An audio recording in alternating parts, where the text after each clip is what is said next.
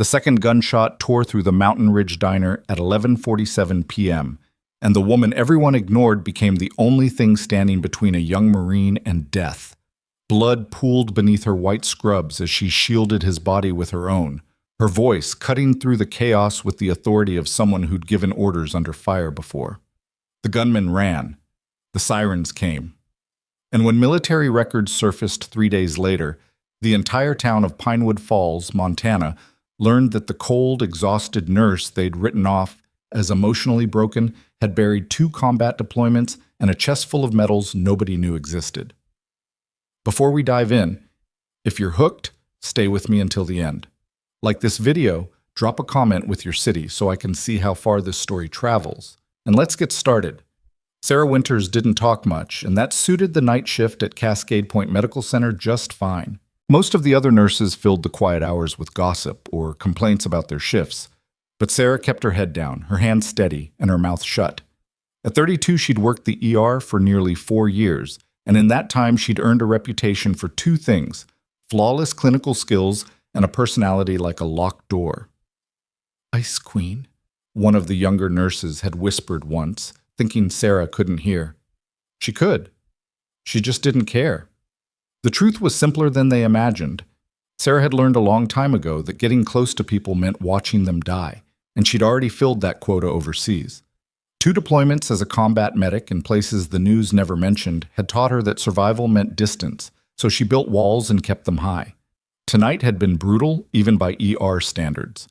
A multi-vehicle pileup on Route 9 had flooded the department with broken bodies and screaming families. Sarah had worked through it all with mechanical efficiency, splinting fractures, starting IVs, calling out orders to residents who were still figuring out which end of a stethoscope to use. But the last patient, a 19-year-old kid who'd bled out faster than they could pump him full of O negative, had cracked something inside her she thought she'd sealed off years ago. His eyes had looked just like Private First Class Marcus Webb's eyes. Same age, same terror, same question nobody could answer. Why me? She'd left the hospital at midnight without saying goodbye to anyone, climbed into her battered Honda Civic, and drove with no destination in mind. The roads around Pinewood Falls were empty this time of night, nothing but pine trees and darkness stretching toward the Canadian border. Her hands shook on the steering wheel, delayed reaction, the same thing that used to hit her after firefights. So when she saw the lights of the Mountain Ridge Diner glowing against the black Montana sky, she pulled in without thinking. The diner was one of those places that had probably looked dated in 1985 and had given up trying since. Cracked red vinyl booths, flickering neon sign, a jukebox in the corner that only played country songs about heartbreak and whiskey. Sarah pushed through the door and took a seat at the counter, as far from the other customers as possible. A waitress who looked about 60 and moved like 70 shuffled over. "Coffee? Please." "You look like hell, honey." "Long shift." The waitress poured without another word, which Sarah appreciated. She wrapped her hands around the mug and let the heat sink into her palms, focusing on something physical to anchor herself. The kid's face kept flashing behind her eyes. Marcus Webb's face. The explosion that had turned a routine patrol into a massacre. The way his blood had soaked into the sand faster than she could pack the wound. She'd saved 11 soldiers that day. Marcus had been number 12. And she'd spent the last 6 years trying to forget that 12 had mattered more than 11. "You military?" The voice came from her left. Sarah turned slowly and found a young man sitting 2 stools down, mid-20s, buzz-cut, eyes that had seen things civilians didn't understand. He wore a faded Marine Corps t-shirt and dog tags that caught the overhead light. "Used to be," Sarah said carefully. "Army?" "Yeah." "Medic?" She hesitated. Most people didn't guess that part. "What gave it away?" He gestured toward her hands.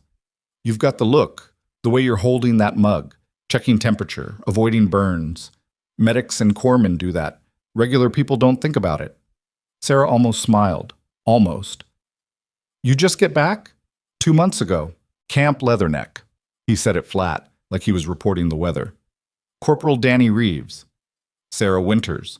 "You working at Cascade Point? How'd you know?" "Small town. Only hospital within 50 miles. I've seen you in the cafeteria." He paused. "You always eat alone?" It wasn't an accusation, just an observation, but it landed harder than Sarah expected. She took a long drink of coffee to avoid answering. Danny didn't push it. He just turned back to his own cup, and for a few minutes they sat in the kind of silence only veterans understood. Not awkward, not comfortable, just shared. Then the front door opened. Sarah noticed them before they were fully inside. 3 men. Late 20s, early 30s, ski masks.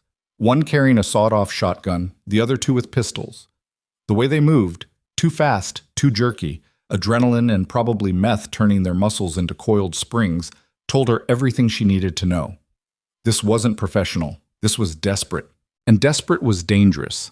The diner had maybe 8 other people scattered across the booths, an elderly couple near the window, a trucker hunched over a plate of eggs, 2 teenagers sharing fries, the waitress behind the counter. None of them had processed what was happening yet, still caught in that frozen moment before the brain accepts that normal just became nightmare. Sarah's brain didn't freeze. It snapped into combat mode so fast she felt the old training flood back through her nervous system like muscle memory. Scan for exits, identify the primary threat, count weapons, assess angles of fire. The man with the shotgun was the leader, older, more controlled, moving with purpose toward the register. The other 2 were followers, amped up and twitchy, pistols sweeping the room with no discipline and way too much finger on the trigger. Bad. Very bad. "Everybody on the fucking floor, now!" The leader's voice cracked through the diner like a whip. The elderly couple screamed. The trucker dropped his fork. The teenagers scrambled under their table. Sarah slid off her stool and dropped to her knees, hands visible, no sudden movements. Beside her, Danny did the same, but she could see the tension in his shoulders, the way his weight shifted forward like he was preparing to move. "Don't," she whispered, barely loud enough to hear. His eyes cut toward her. "You're not armed. Neither am I. Don't be a hero." For a second she thought he might ignore her, but then his muscles unclenched fractionally, and he gave the smallest nod. The leader barked orders at the waitress. "Register. Empty it. Move." The woman's hand shook so badly she could barely work the buttons. Bills spilled across the counter. One of the gunmen, thin, jittery, probably 19, started grabbing wallets from the booths, shoving his pistol in people's faces. Phones, jewelry, everything. The third gunman stood by the door, shotgun aimed at the room, leg bouncing like he was hearing music nobody else could. Sarah clocked him as the real danger. Leaders could be predicted, followers could be intimidated, but tweakers with shotguns were chaos waiting to detonate. She kept her breathing steady, her hands flat on the floor, her eyes down. Every combat instructor she'd ever had drilled the same lesson. Don't draw attention. Don't give them a reason. Then the jittery kid with the pistol reached Danny. "Wallet, now!" Danny pulled it from his back pocket and held it out. The kid snatched it, flipped it open, saw the military ID. "Marine, huh?" He laughed, high and sharp. "Big bad Marine, where's your gun now, jarhead?" "Left it at home," Danny said evenly. Wrong answer. The kid's face twisted. "You think you're funny?" "No. You think you're tough." Sarah saw it coming a split second before it happened. The way the kid's grip shifted on the pistol, the way his shoulders tensed, the irrational anger flooding his meth-fried brain. He was going to hit Danny, maybe shoot him, maybe both. And Danny, trained to fight back, was going to react. And then everyone in this diner was going to die. "He's just home from deployment," Sarah said, voice calm and clear. "He's not trying to disrespect you." The kid's head snapped toward her. "What?" "He's been overseas. He's tired. He didn't mean anything." "I didn't ask you, bitch." "I know. I'm just saying. He's nobody. Let it go." The leader glanced over from the register. "Trey, focus. We're on a clock." Trey's attention wavered, split between Sarah, Danny, Edzai, and the leader. For 3 seconds, the whole room balanced on the edge of a knife. Then the door gunman fired into the ceiling. The shotgun blast was deafening in the enclosed space. Plaster rained down. Someone screamed. The elderly woman started sobbing. "What the hell, Kyle?" the leader shouted. "They need to know we're serious." Kyle's eyes were wild, pupils blown, sweat pouring down his face despite the cold. And that's when Sarah knew. This was about to go bad. Kyle wasn't just high. He was paranoid, spiraling, seen threats that didn't exist, and when people like that got scared, they pulled triggers. She watched him scan the room, shotgun swinging in jerky arcs, and then his eyes locked onto Danny's dog tags, catching the fluorescent light. Military, authority, threat. Kyle's face contorted. You called the cops. What? No, Danny started. Liar, you were on your phone. I saw you. I wasn't. Kyle raised the shotgun. Sarah didn't think. She moved. 6 years of civilian life evaporated in an instant, and what remained was the combat medic who'd pulled soldiers out of kill zones under fire. The woman who'd made split-second decisions when half-seconds meant the difference between living and bleeding out. She launched herself from her knees, covered the distance to Danny in 2 strides, and slammed into him just as Kyle's finger found the trigger. The gunshot was impossibly loud. Something punched through Sarah's left thigh like a sledgehammer wrapped in razors, spinning her sideways. She crashed into Danny, driving him behind the counter, her body between him and the gunman. Pain exploded up her leg. She couldn't feel anything below her knee. Jesus Christ, someone screamed. Danny was shouting something, but Sarah couldn't hear him over the ringing in her ears. She pressed her hands against her thigh, felt the hot rush of arterial blood pumping between her fingers, and her training kicked in again, despite the shock trying to drag her under. Femoral artery. Maybe nicked, maybe severed. 2 minutes to bleed out if she didn't control it. She ripped off her belt one-handed, wrapped it high around her thigh, pulled it tight enough to make herself gasp. Sarah! Danny's face appeared above her, white with panic. You're hit! Pressure, she managed. Apply pressure below the belt. You need... Do it! His hands clamped down on her leg. Good. She could work with that. The diner had erupted into chaos. The leader was screaming at Kyle. Kyle was screaming back. Someone had triggered the silent alarm. Sarah could hear sirens in the distance. We gotta go, Trey yelled. She's bleeding out, Danny shouted toward them. She needs help. The leader's eyes found Sarah behind the counter, saw the blood spreading across the floor, and something flickered in his expression. Not quite regret. Not quite fear. Just the dawning realization that this had gone from robbery to attempted murder. Move, he barked at the other 2. They ran. The door slammed open. Boots pounded across the parking lot. An engine roared to life. And then there was just the sound of Sarah's breathing and the approaching sirens, and Danny's voice, steady now, trained, talking her through it like she'd talked 100 wounded soldiers through worse. Stay with me, Sarah. Ambulance is coming. You're going to be fine. She wanted to tell him she knew the statistics, that femoral wounds had a 30% mortality rate, even with immediate intervention, that she could already feel her blood pressure dropping and her vision starting to tunnel. But instead, she said, check the others.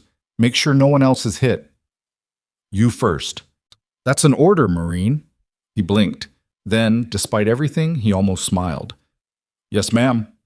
He moved through the diner, checking bodies, calming the elderly couple, keeping pressure on Sarah's leg with one hand while he worked. Professional, efficient. Sarah's vision started to gray at the edges. She'd been here before. Felt her own blood soaking into foreign sand. Heard the same sirens, different language. She'd survived that. She could survive this. The waitress appeared above her, pressing a stack of towels against the wound. Ambulance is 30 seconds out, honey. Stay awake. Sarah nodded, but staying awake was getting harder. The last thing she saw before the darkness pulled her under was Danny's face and the dog tags around his neck, and the thought that this time, finally, she hadn't been too late.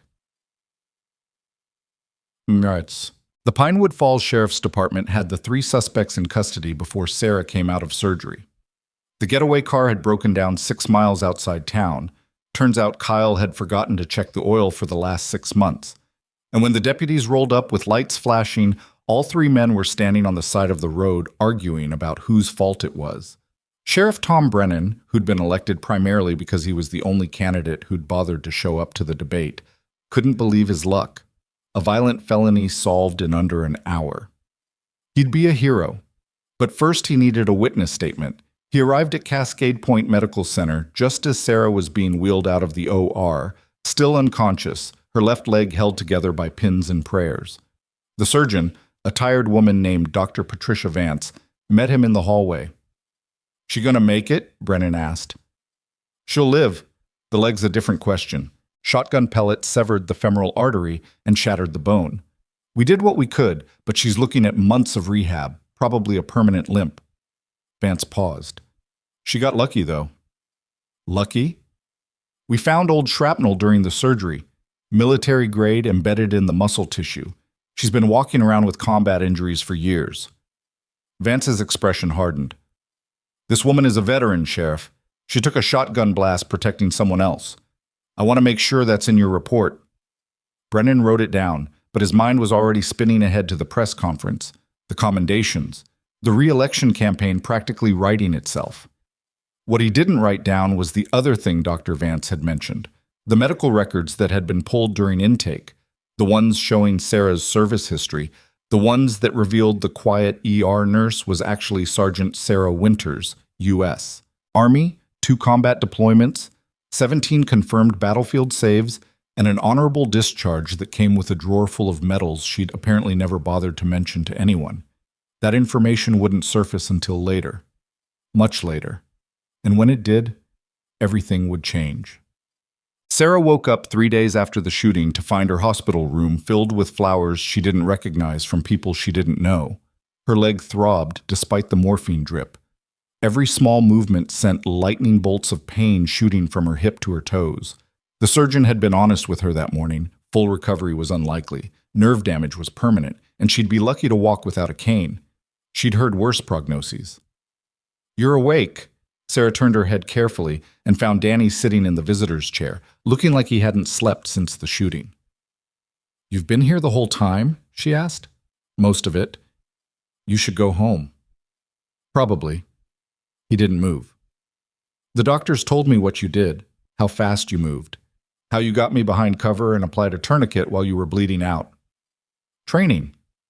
"That's not training. That's—" He stopped, searching for words. "I've seen combat medics freeze up under fire. You didn't even hesitate." Sarah didn't respond. What was she supposed to say? That hesitation got people killed? That she'd learned that lesson with Marcus Webb's blood on her hands? Danny leaned forward. "They found your records, Sarah. Your military records. 2 deployments. Bronze Star with Valor, Army Commendation Medal, Combat Medical Badge." His voice dropped. "Why didn't you tell anyone?" "Because it doesn't matter. Doesn't you saved 17 soldiers under fire and you think it doesn't matter?" 16, she corrected automatically. "I saved 16. The silence that followed was heavy enough to crush bones. "Who was the 17th?" Danny asked quietly. Sarah closed her eyes. "His name was Marcus Webb, private first class. He was 19 years old and he bled out in my arms because I couldn't pack the wound fast enough. That's not... It was my job to save him, and I failed. You saved 16 others. I failed him." Danny sat back, and for a long moment neither of them spoke. Outside the window, Montana winter was settling in, the sky the color of old steel. "I looked him up," Danny said finally. "Marcus Webb. After they told me about your service, I wanted to understand, so I found the after-action report from that day." Sarah's eyes opened. "You shouldn't have. You were under direct fire from multiple positions. 3 IEDs had just detonated. You had 11 critically wounded soldiers and no backup for 16 minutes. Danny's voice was steady, but his hands were shaking. "The report says you performed emergency procedures under fire that saved every wounded soldier except one, and the one you lost had injuries incompatible with life. Even a surgical team couldn't have saved him." "You don't know that." "The report does. Says so in black and white." He met her eyes. "You didn't fail him, Sarah. You survived him. There's a difference." Sarah wanted to argue, but the morphine was making her thoughts slow and thick. And besides, she'd had this argument with herself 1,000 times and never won. "The sheriff wants a statement," Danny continued. "When you're ready. They've got all 3 suspects in custody. The DA says it's open and shut. Attempted murder, armed robbery, the whole 9 yards." "Good. There's something else." He hesitated. "Your story leaked. The local news picked it up. Veteran nurse takes shotgun blast protecting Marine. It's going viral." Sarah's chest tightened. "No. I tried to keep it quiet, but someone at the sheriff's office talked. By tomorrow morning, it'll be national. I don't want that. I know, but it's happening whether you want it or not. He was right, of course. Sarah had spent 6 years building a quiet, invisible life, and now that invisibility was about to shatter. She turned her face toward the window and watched the clouds roll past, heavy with snow that hadn't fallen yet. 3 days later, she woke to the sound of boots, not the soft shuffle of nurses' sneakers or the squeak of doctors' clogs. Real boots. Military boots. The kind that hit pavement in perfect rhythm, dozens of them, moving in formation. Sarah pulled herself upright, agony in her leg, morphine blunting the worst of it, and looked out the window. Then she stopped breathing. The street in front of her house was lined with Marines, not a handful, not a dozen, at least 60 of them, standing at attention in full-dress uniform, forming 2 perfect lines that stretched from her porch to the end of the block. In the center of the formation stood a colonel Sarah didn't recognize, flanked by 2 sergeants carrying a folded flag and a wooden box. Danny appeared in her doorway. They wouldn't wait. I tried to tell them you weren't ready for visitors, but what is this? They're here for you, Sarah. Word spread through military channels. Every Marine within 300 miles wanted to be here. She stared at him, uncomprehending. You protected one of ours, Danny said simply. We don't forget that. The colonel entered her room 5 minutes later, cap tucked under his arm, expression grave. Sergeant Winters, he said, Colonel Marcus Henley, 3rd Battalion, 5th Marines. I served with Corporal Reeves in Afghanistan. Sir, I'm not... You left the service 6 years ago, but the service never left you. He set the wooden box on her bedside table. This belonged to Private First Class Marcus Webb. His family wanted you to have it. Sarah's hand shook as she opened the box. Inside was a letter, worn at the edges, written in handwriting she'd seen once before on a deployment roster. To whoever finds this, if you're reading this, I didn't make it. But if someone tried to save me, tell them thank you. Tell them it wasn't their fault. Tell them I knew the risks and I went anyway because some things are worth dying for. Tell them to keep saving people. Tell them I'm grateful. PFC Marcus Webb. The letter blurred. Sarah realized she was crying, the first tears she'd allowed herself since the day Marcus died. He wrote that 3 days before the IED, Colonel Henley said quietly. He knew the dangers. He didn't blame you. He paused. None of us do. Outside, the Marines still stood at attention, waiting. For her. The woman who'd spent 6 years hiding from her past found herself facing 60 witnesses who refused to let her disappear. And somewhere in Pinewood Falls County Jail, 3 men who'd thought they were robbing a diner were beginning to realize they'd made a mistake that would cost them decades. The wooden box felt heavier than it should have, like Marcus Webb's words carried physical weight. Sarah's fingers traced the edges of the letter, and she realized her hands had finally stopped shaking. Not from the morphine, but from something she couldn't name yet. Relief, maybe. Or permission to stop hating herself. Colonel Henley stepped back and saluted. Through the window, 60 Marines followed in perfect unison. Sarah tried to stand. Pain shot through her shattered leg, and she gasped, collapsing back against the pillows. Ma'am, you don't need to... Danny started. Yes, I do. She gripped the bed rail and hauled herself upright, putting all her weight on her good leg. Every nerve in her body screamed protest. The surgical pins in her femur felt like they were tearing through muscle, but she'd been shot before, and she'd survived worse than this in places where complaining meant dying. She stood, wavering, sweating, probably tearing stitches the surgeons would yell about later, but she stood, and she saluted back. The Marines held the salute for 10 seconds that felt like an hour. Then Colonel Henley lowered his hand, nodded once, and turned on his heel. The formation moved as one body, boots striking pavement in rhythm as they marched away down the street. Sarah watched until the last Marine disappeared around the corner.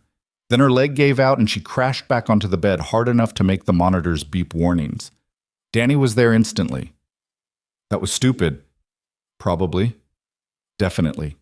She looked at him and saw something she hadn't expected, pride mixed with the concern, like he understood exactly why she'd done it, even if it made no tactical sense. They'll be talking about this for years, he said. The nurse who stood at attention on a broken leg. I don't want them talking about me at all.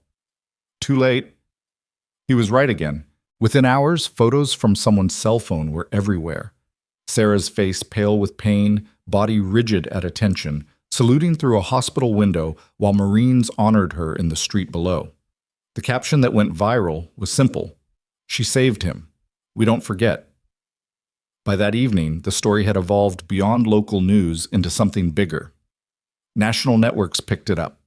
Morning shows requested interviews. Somebody dug up her service photos.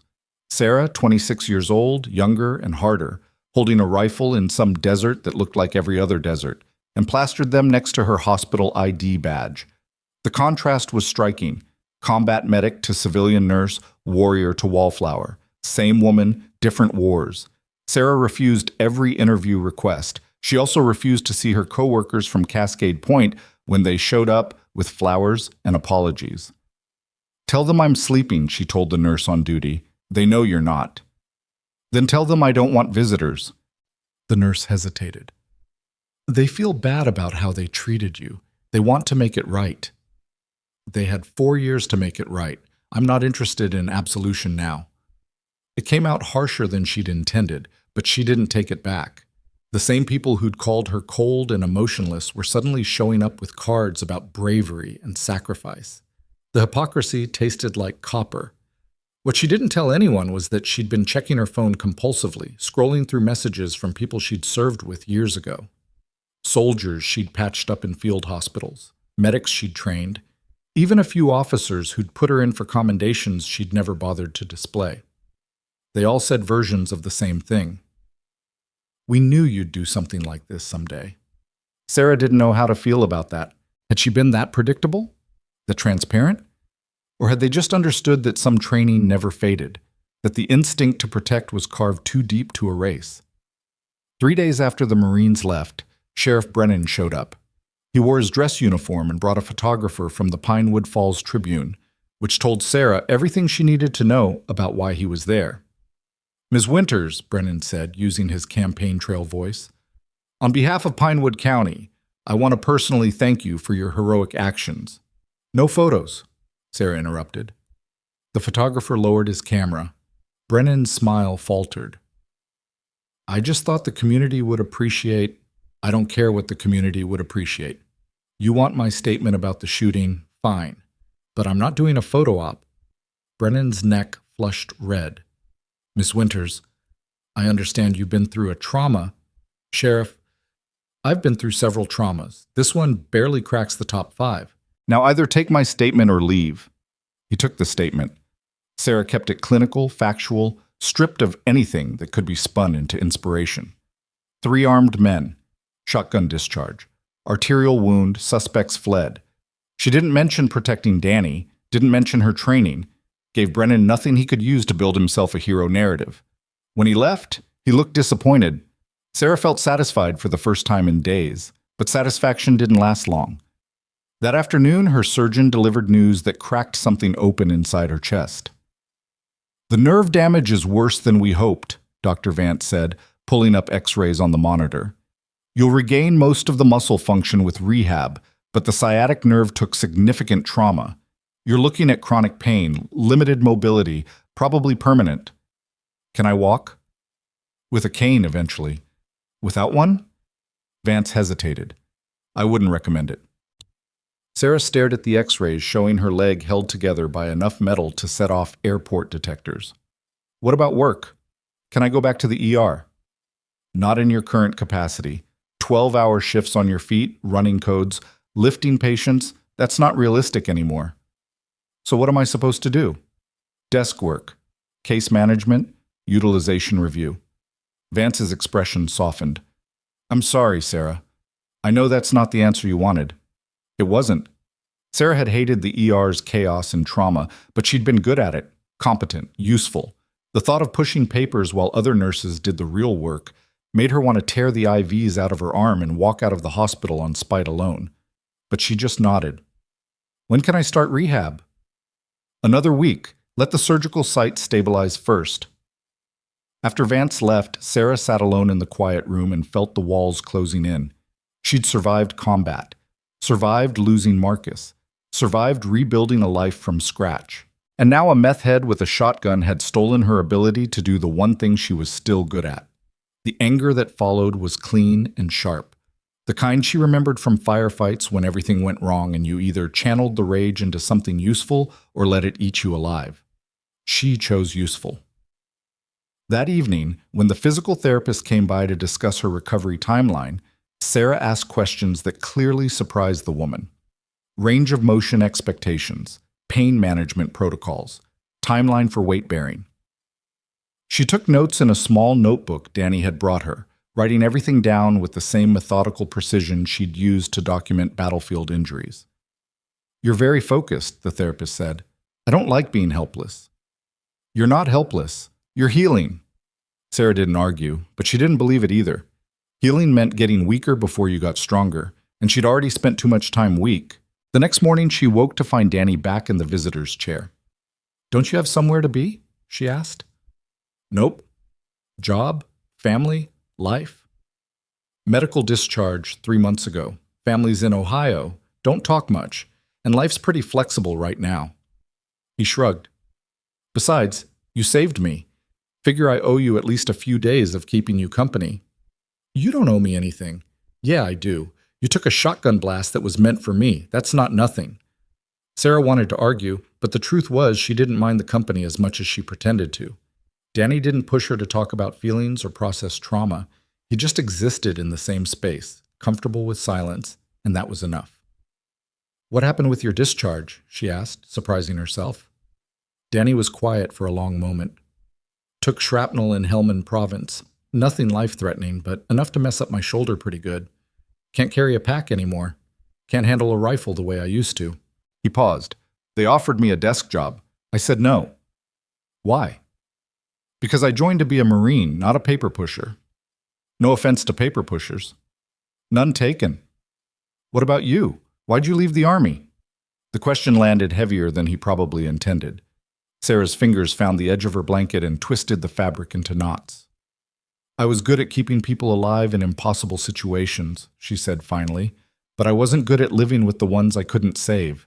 The Army doesn't have much use for medics who freeze up during routine procedures because they're having flashbacks." "You didn't seem frozen at the diner." "That was different. That was..." She searched for words. "That was instinct. When someone's actively trying to kill people, my brain knows what to do. It's the quiet moments that get me. The routine stuff. A kid on a gurney who looks too much like someone I lost, and suddenly I'm back in the desert and I can't breathe." But Danny nodded like he understood. Maybe he did.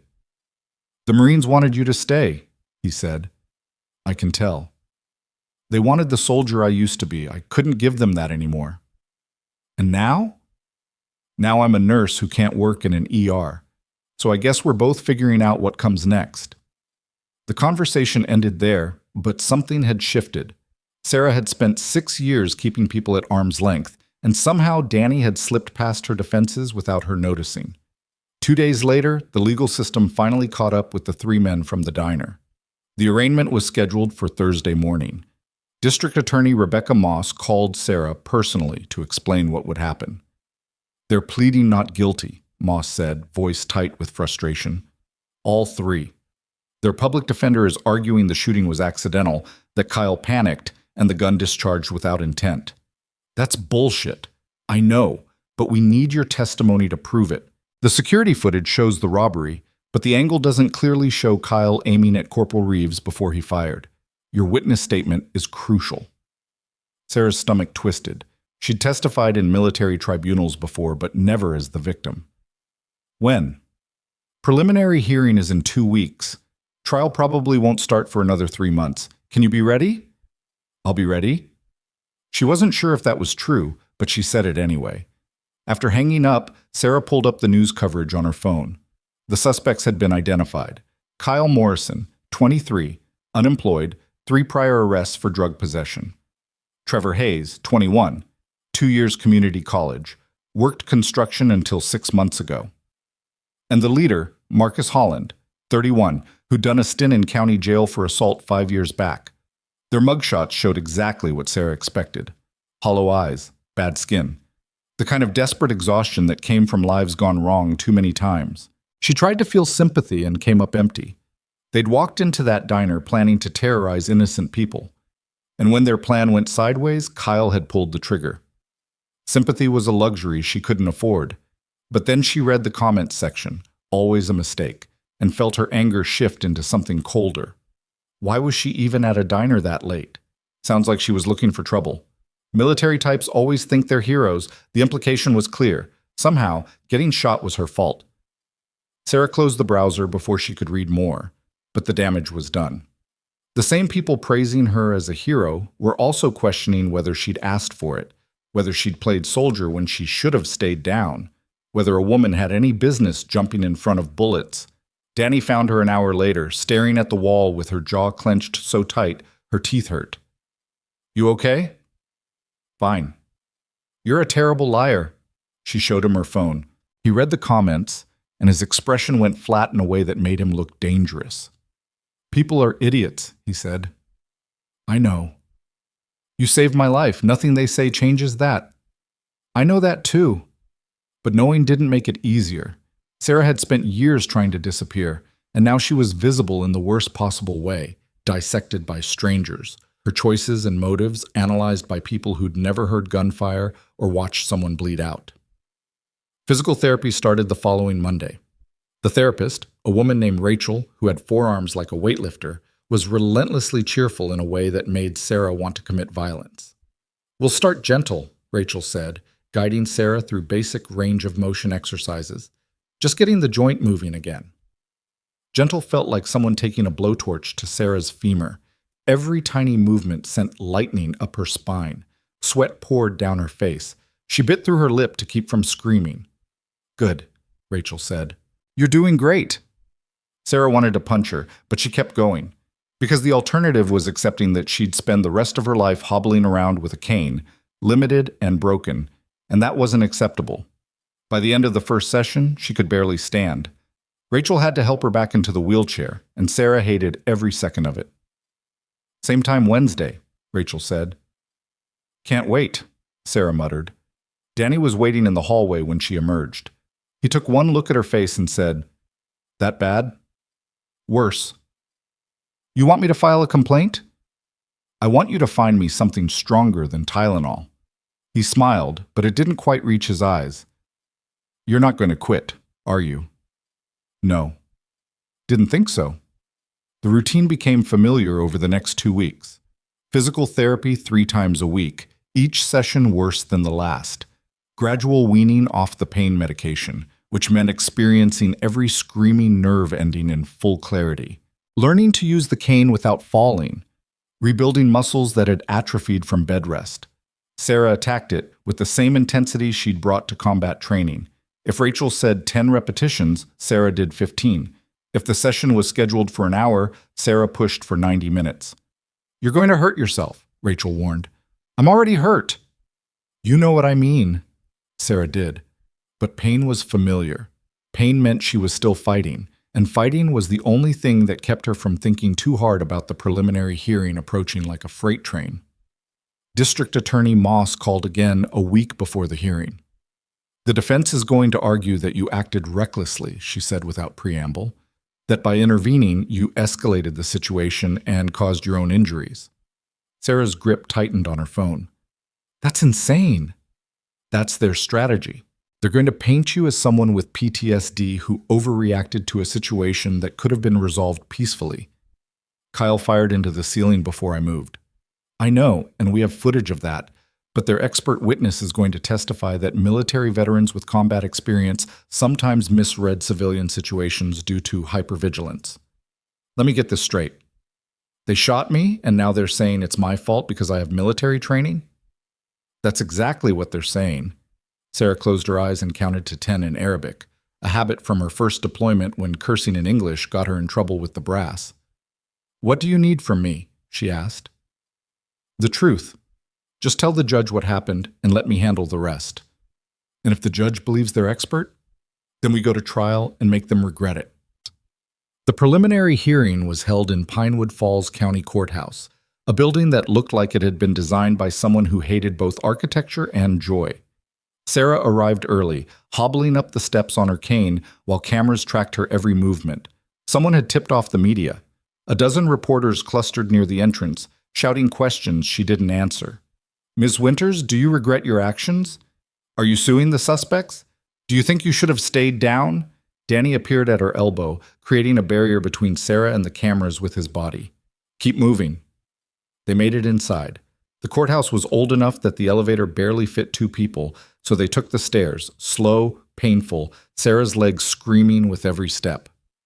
By the time they reached the third-floor courtroom, she was sweating through her shirt. The courtroom was smaller than she expected.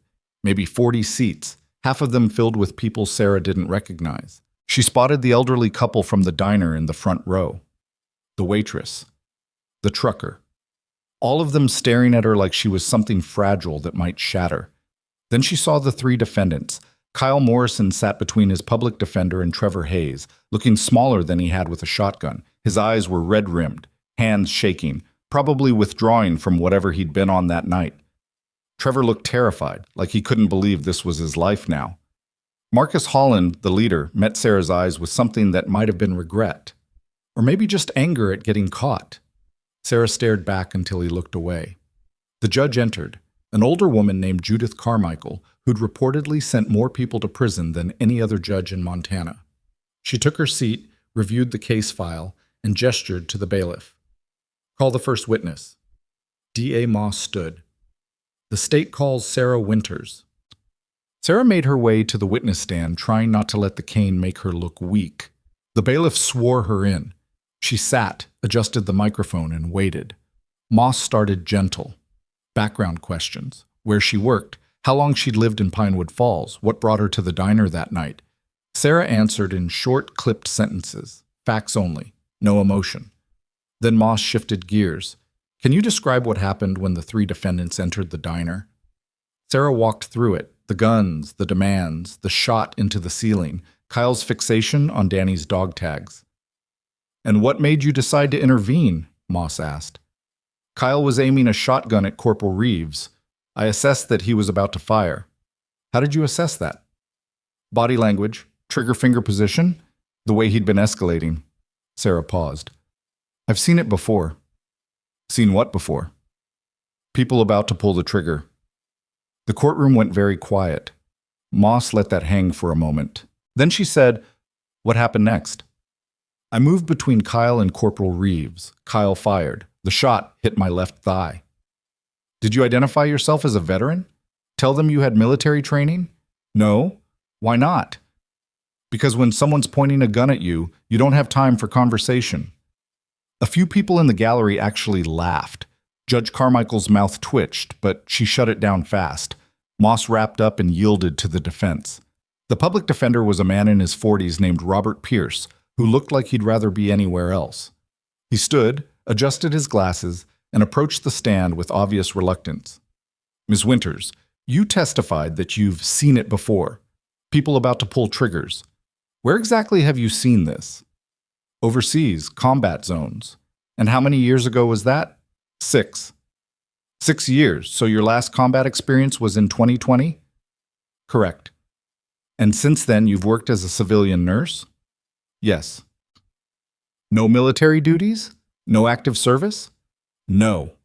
Pierce nodded like this proved something. "Miss Winters, would you say you suffer from PTSD?" Moss shot to her feet. "Objection. Relevance." "Your Honor, the defense is entitled to explore whether the witness's perception of events was influenced by combat-related trauma." "Overruled," Judge Carmichael said. "The witness will answer." Sarah met Pierce's eyes. "I have symptoms consistent with PTSD, yes." "And these symptoms, do they ever include hypervigilance? Misreading situations as dangerous when they're not?" "Sometimes." "So isn't it possible that on the night in question, you misread Kyle Morrison's intentions? That your combat training made you see a threat that wasn't actually there?" Sarah felt her jaw tighten. "He fired a shotgun into the ceiling 30 seconds before he fired at me. The threat was real. But you moved before he aimed at Corporal Reeves, didn't you? You testified that you assessed he was about to fire, but he hadn't actually aimed yet. He was turning toward A yes or no question, please. Did Kyle Morrison have the shotgun aimed at Corporal Reeves when you decided to intervene? Sarah wanted to explain about weapon discipline, about trigger awareness, about the 100 tiny indicators that separated safe from lethal, but Pierce had boxed her in. Not yet, she said, but thank you. No further questions. He sat down looking satisfied. Sarah wanted to throw her cane at his head. The hearing continued for another hour. The other witnesses testified. Security footage played on a monitor. Expert witnesses argued about threat assessment and PTSD and whether Sarah's actions were reasonable under the circumstances. By the end, Judge Carmichael looked exhausted. "I'll issue my ruling by end of week," she said. "Court is adjourned." Sarah made it outside before her leg gave out. Danny caught her before she hit the pavement, eased her onto a bench. "You did good in there," he said. "They made it sound like I imagined the whole thing." The judge didn't buy it, I could tell. "You don't know that." "Yeah, I do. She's been doing this 30 years. She knows bullshit when she hears it." Sarah wanted to believe him, but the lawyer's questions kept circling her brain, picking at every decision she'd made that night, turning heroism into recklessness. Maybe they were right. Maybe she had overreacted. Maybe... "Stop," Danny said. "What?" "Stop second-guessing yourself. You saved my life. That's not up for debate." "The defense thinks it is." "The defense is getting paid to think that. Doesn't make it true." Sarah leaned back against the bench and closed her eyes. The Montana sun was warm on her face despite the October chill. She heard traffic, distant voices, the ordinary sounds of a world that kept spinning even when everything felt broken. Judge Carmichael's ruling came down 3 days later. All 3 defendants were bound over for trial on charges of attempted murder, armed robbery, and aggravated assault. No bail. Remanded to custody pending trial. D.A. Moss called Sarah personally. The judge rejected their PTSD defense completely, said in her written opinion that your military training made you more qualified to assess the threat, not less. She cited your service record extensively. Sarah sat down hard on her couch. "So, we're going to trial." "Yes, probably February or March. Their attorney already filed notice they're rejecting any plea deals." "They want a jury?" "They think they can win sympathy. Young men, hard lives, terrible mistake. They'll play it as a robbery gone wrong, not attempted murder." "It was attempted murder." "I know, and we're going to prove it." After hanging up, Sarah stared at her phone for a long time. 3 more months of reliving the worst night of her recent life. 3 more months of lawyers dissecting her choices. 3 more months of being the story instead of just living her life. She was so tired. But tired didn't matter. She'd testified in the preliminary hearing, and she'd testify at trial, and she'd keep testifying until those 3 men faced consequences for what they'd done. Danny found her an hour later, still sitting in the dark. "You here?" he asked. "Yeah." "You okay?" "Ask me in 6 months." He sat beside her on the couch, close but not touching, and they watched the sun set through her window in silence. 2 weeks later, Sarah received a package. No return address. Postmarked from somewhere in Virginia. Inside was a photo she didn't recognize. Herself at 26, covered in dust and blood, kneeling beside a stretcher while a helicopter roared overhead. She was looking directly at the camera with an expression of absolute focus, hands pressed against a soldier's chest wound. On the back, someone had written, "This is who you are. Don't let them make you forget." Sarah turned the photo over and over in her hands, trying to remember when it was taken. The details were fuzzy. Too many medevac situations, too many wounded, too many faces blurring together into one endless deployment.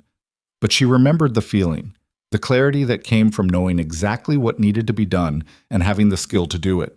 She'd lost that clarity somewhere between Marcus Webb's death and the civilian life she'd built to escape it. Maybe it was time to find it again. That night, Sarah made a phone call she'd been avoiding for 6 years. The line rang 4 times before a familiar voice answered. "Winters? That really you?" "Hey, Lopez." "Holy shit, I saw the news. You really took a shotgun blast protecting some kid?" "Marine, not a kid." "Still, That's some crazy heroic bullshit. Master Sergeant Maria Lopez had been Sarah's commanding officer during her second deployment, the person who'd recommended her for the Bronze Star, and then written the letter supporting her discharge when she couldn't handle the service anymore. You doing okay? Legs wrecked. Career's probably over, but I'm alive. You always were tough to kill. Lopez's voice softened. What do you need, Sarah? I need to remember why I was good at this, before everything went to hell, before Marcus. Lopez was quiet for a long moment. Then she said, You were good at it because you gave a shit. Most medics learn to compartmentalize, treat patients like problems to solve. You never did that. Every soldier was someone's kid, someone's friend. You fought for them like they were family. That's what broke me. Yeah, but it's also what made you the best combat medic I ever served with. Lopez paused. You still have that in you, Sarah. I saw it in the footage from Montana. That hasn't changed. Everything's changed. No? You changed locations, changed uniforms, but the person who throws herself in front of bullets to save people? That's still you. After they hung up, Sarah sat with Lopez's words until they started to feel true. The trial was scheduled for February 14th, Valentine's Day. Sarah would have laughed if it wasn't so grim. She spent the next 3 months in physical therapy, rebuilding strength, learning to walk without looking like every step cost her. By January, she could manage short distances without the cane. By early February, she could almost pass for someone who hadn't been shot. Almost. D.A. Moss prepped her extensively. Mock testimony. Cross-examination practice. Strategies for staying calm when the defense tried to rattle her. They're going to come at you hard, Moss warned. Harder than at the preliminary hearing. This is their last chance, and they know it. Let them come. The night before trial, Danny showed up at her door with Chinese takeout and a 6-pack of beer. You don't have to babysit me, Sarah said. I'm not. I'm selfishly avoiding my empty apartment by hanging out with someone more interesting. They ate in comfortable silence, watching some action movie neither of them cared about. When the credits rolled, Danny cleared his throat. Whatever happens tomorrow, you already won. Sarah looked at him. How do you figure? You survived. You're still here. That's winning. Feels more like limping along. Sometimes those are the same thing. She wanted to argue, but she was too tired. Instead, she just said, Thanks for sticking around. Nowhere else I'd rather be. The trial started at 9 a.m. sharp. Sarah wore her dress uniform, a choice that made D.A. Moss smile and the defense attorney's face go pale. If they wanted to question her military service, she'd make sure the jury saw exactly who they were questioning. The medals on her chest caught the courtroom lights as she walked to her seat. Jury selection took most of the first day. By the time they had 12 people and 2 alternates, Sarah had memorized their faces. 7 women, 5 men, ages ranging from early 20s to late 60s. The kind of cross-section that was supposed to represent justice, but really just represented Montana. Opening statements came on day 2. D.A. Moss painted the scene with brutal efficiency. 3 armed men, terrified civilians, a veteran nurse who saw danger and acted. The defense countered with a narrative of poverty and desperation, young men who'd made mistakes, a situation that spiraled beyond their control. Kyle Morrison never intended to hurt anyone, Pierce said. He was high, scared, and when he saw military dog tags, he panicked. Miss Winter's decision to intervene, while perhaps well-intentioned, created the exact confrontation she was trying to prevent. The jury listened with expressions Sarah couldn't read. Witness testimony began that afternoon. The waitress, the elderly couple, the trucker. All of them describing terror, gunshots, and Sarah moving faster than seemed possible. She was just there, the waitress said, voice shaking. 1 second sitting at the counter, the next she was diving across the room. I've never seen anyone move like that. The defense cross-examined aggressively, trying to poke holes in timelines, question perceptions, suggest that chaos had made everyone's memory unreliable. But the security footage didn't lie. When Moss played it for the jury, the courtroom went silent. Grainy black and white showed everything in brutal clarity.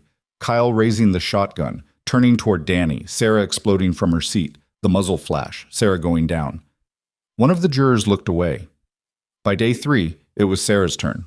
She took the stand wearing her uniform, rows of ribbons representing years of service and sacrifice. The bronze star with valor gleamed on her chest. Moss walked her through the events again, slower this time, more detail. What she'd noticed about Kyle's body language, how she'd assessed the threat, why she'd made the split-second decision to move. I saw him turning toward Corporal Reeves with his finger on the trigger, Sarah said. In my experience, that's the last thing you see before someone dies. I had maybe 2 seconds to act. And you chose to put yourself between the weapon and Corporal Reeves? Yes. Why? Sarah looked at the jury. Because I'm a medic. My job is keeping people alive. I couldn't do that if I let him get shot. It was simple. True. The kind of statement that didn't need embellishment. Then the defense took over. Pierce stood, buttoned his jacket, and approached with the expression of someone about to do something distasteful but necessary. Ms. Winters, how many people have you watched die? Moss objected. Judge Carmichael overruled. Sarah met Pierce's eyes. I don't have an exact count. More than 10? Yes. More than 20? Yes. How many of those deaths occurred in combat? Most of them. Pierce nodded like this confirmed something. And after witnessing that much death, that much violence, would you say it's changed how you perceive threats in civilian situations? It's made me better at recognizing actual threats. Or has it made you see threats that aren't there? Objection, Moss said. Speculation. Withdrawn. Pierce shifted tactics. Ms. Winters, you testified that you suffer from PTSD symptoms. Have you ever had a flashback in a public place? Sarah's jaw tightened. Yes. Have these flashbacks ever made you misinterpret a situation? Not in the way you're suggesting. But they have made you misinterpret situations? They've made me hyper-aware, not delusional. Isn't hyper-awareness just another word for paranoia? No. Pierce pulled out a document. I have here a psychological evaluation from your military service dated 6 months before your discharge. It states that you experienced, and I quote, intrusive memories, hypervigilance, and difficulty distinguishing between combat and non-combat environments. Sarah felt her chest tighten. She remembered that evaluation, the psychiatrist who'd been more interested in processing her out than actually helping. That was 6 years ago, she said. Has your PTSD improved since then? It's managed, but not cured. There is no cure, only management. So on the night of the robbery, when you saw Kyle Morrison turn toward Corporal Reeves, isn't it possible your PTSD made you see a combat situation that wasn't actually there? Made you react as if you were back in a war zone instead of a civilian diner? Sarah wanted to scream, wanted to grab the security footage and shove it in his face, make him watch Kyle's finger tighten on the trigger, watch the shotgun swing toward Danny, but instead she took a breath and said, Kyle Morrison fired a weapon in an enclosed space full of civilians. Then he aimed that weapon at an unarmed man. That's not a misinterpretation. That's what happened. But you moved before he actually aimed. I moved when I saw him starting to aim, because when someone's already fired once, you don't wait to see if they'll fire again. You act. And in acting, you got shot. Yes. So your intervention didn't actually prevent violence. It just redirected it toward yourself. Sarah felt something snap inside her. It prevented Corporal Reeves from dying. That's what I was trying to do, and that's what I did. If that means I took the bullet instead, then that's the job. The job of a combat medic? The job of someone who gives a damn whether people live or die. Pierce opened his mouth, then closed it. Judge Carmichael was watching Sarah with an expression that might have been approval. No further questions, Pierce said. Sarah stepped down from the witness stand on shaking legs, but she didn't let it show. She walked past the defense table with her head high and her medals catching the light, and she didn't look at Kyle Morrison or his attorneys or anyone else who thought saving a life was something to question. She'd done her part. Now it was up to the jury. Deliberations began the next morning. Sarah waited in a conference room down the hall with Danny, drinking bad coffee and trying not to think about what would happen if the jury bought the defense's story. 1 hour passed, then 2, then 4. Long deliberation is good, Moss said, checking her phone. Means they're taking it seriously. Or means they're deadlocked, Sarah said. Glass half full, Winters. At hour 6, the bailiff knocked on the door. We have a verdict. The courtroom felt different when they filed back in. Charged somehow, like the air before a lightning strike. Sarah took her seat, hands folded in her lap to hide the trembling. The jury foreman stood, a woman in her 50s who'd worked as a school teacher for 30 years. Judge Carmichael asked the question, "Has the jury reached a verdict?" "We have, Your Honor." "On the charge of attempted murder in the first degree, how do you find the defendant Kyle Morrison?" The foreman's voice was steady. "Guilty." The courtroom erupted. Kyle's mother screamed. His attorney slumped in his seat. Sarah felt Danny's hand find hers and squeeze tight. Judge Carmichael gavelled for order. "On the charge of armed robbery?" "Guilty." "Aggravated assault?" "Guilty." The same verdicts came down for Trevor Hayes and Marcus Holland. Guilty across the board. No holdouts, no compromises. Sarah sat very still as the judge thanked the jury and set sentencing for 3 weeks out. As the bailiffs led the 3 men away in handcuffs, as reporters rushed the aisles and cameras flashed and someone asked her how she felt. She didn't know how she felt. Numb, maybe. Or relieved. Or just tired. Danny walked her outside through a side exit, avoiding the media circus. They made it halfway to the parking lot before Sarah's legs gave out and she had to sit down on a curb. "You good?" Danny asked. "I don't know." "That's fair." They sat there for 20 minutes, watching the Montana sky turn pink and gold as the sun set behind the mountains. Sarah's leg throbbed. Her head ached. But for the first time in months, the weight on her chest felt lighter. "They're going to prison," she said finally. "Yeah. For a long time." "Yeah." "Good." Danny smiled. "Yeah."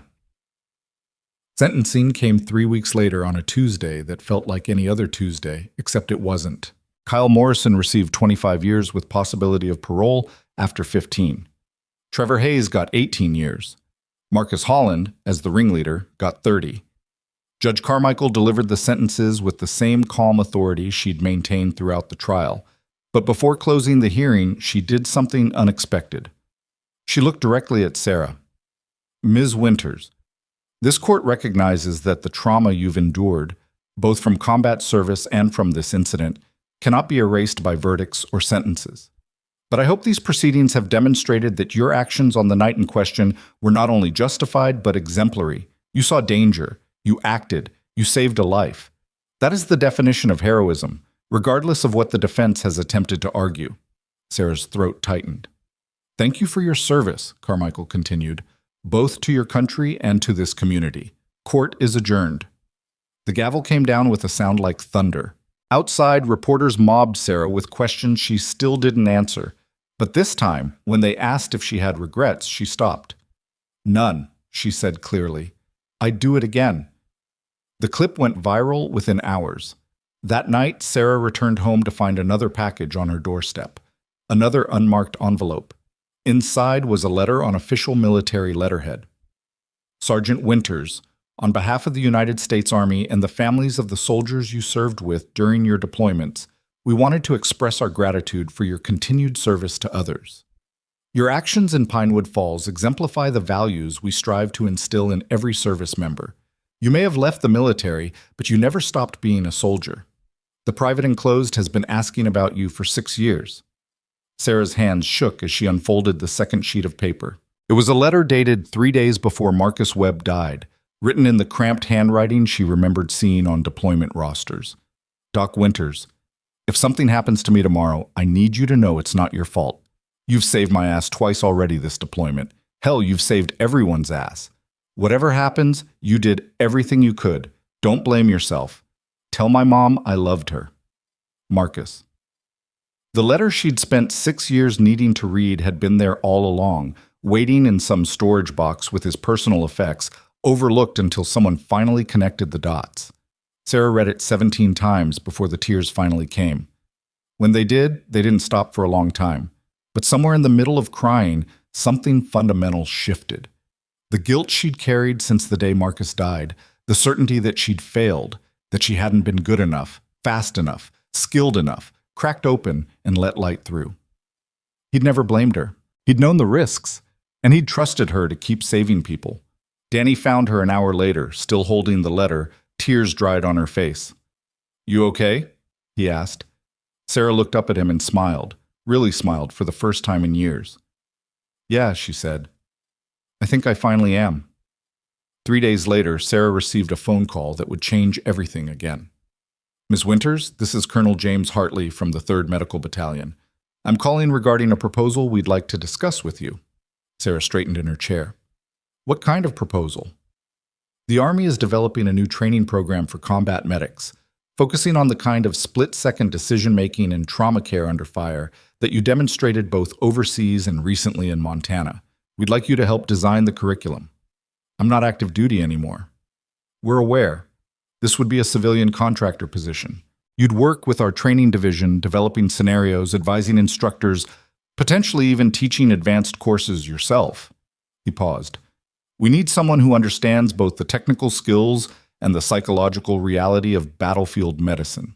Your record suggests you're uniquely qualified." Sarah's mind raced. "I'd have to think about it." "Of course.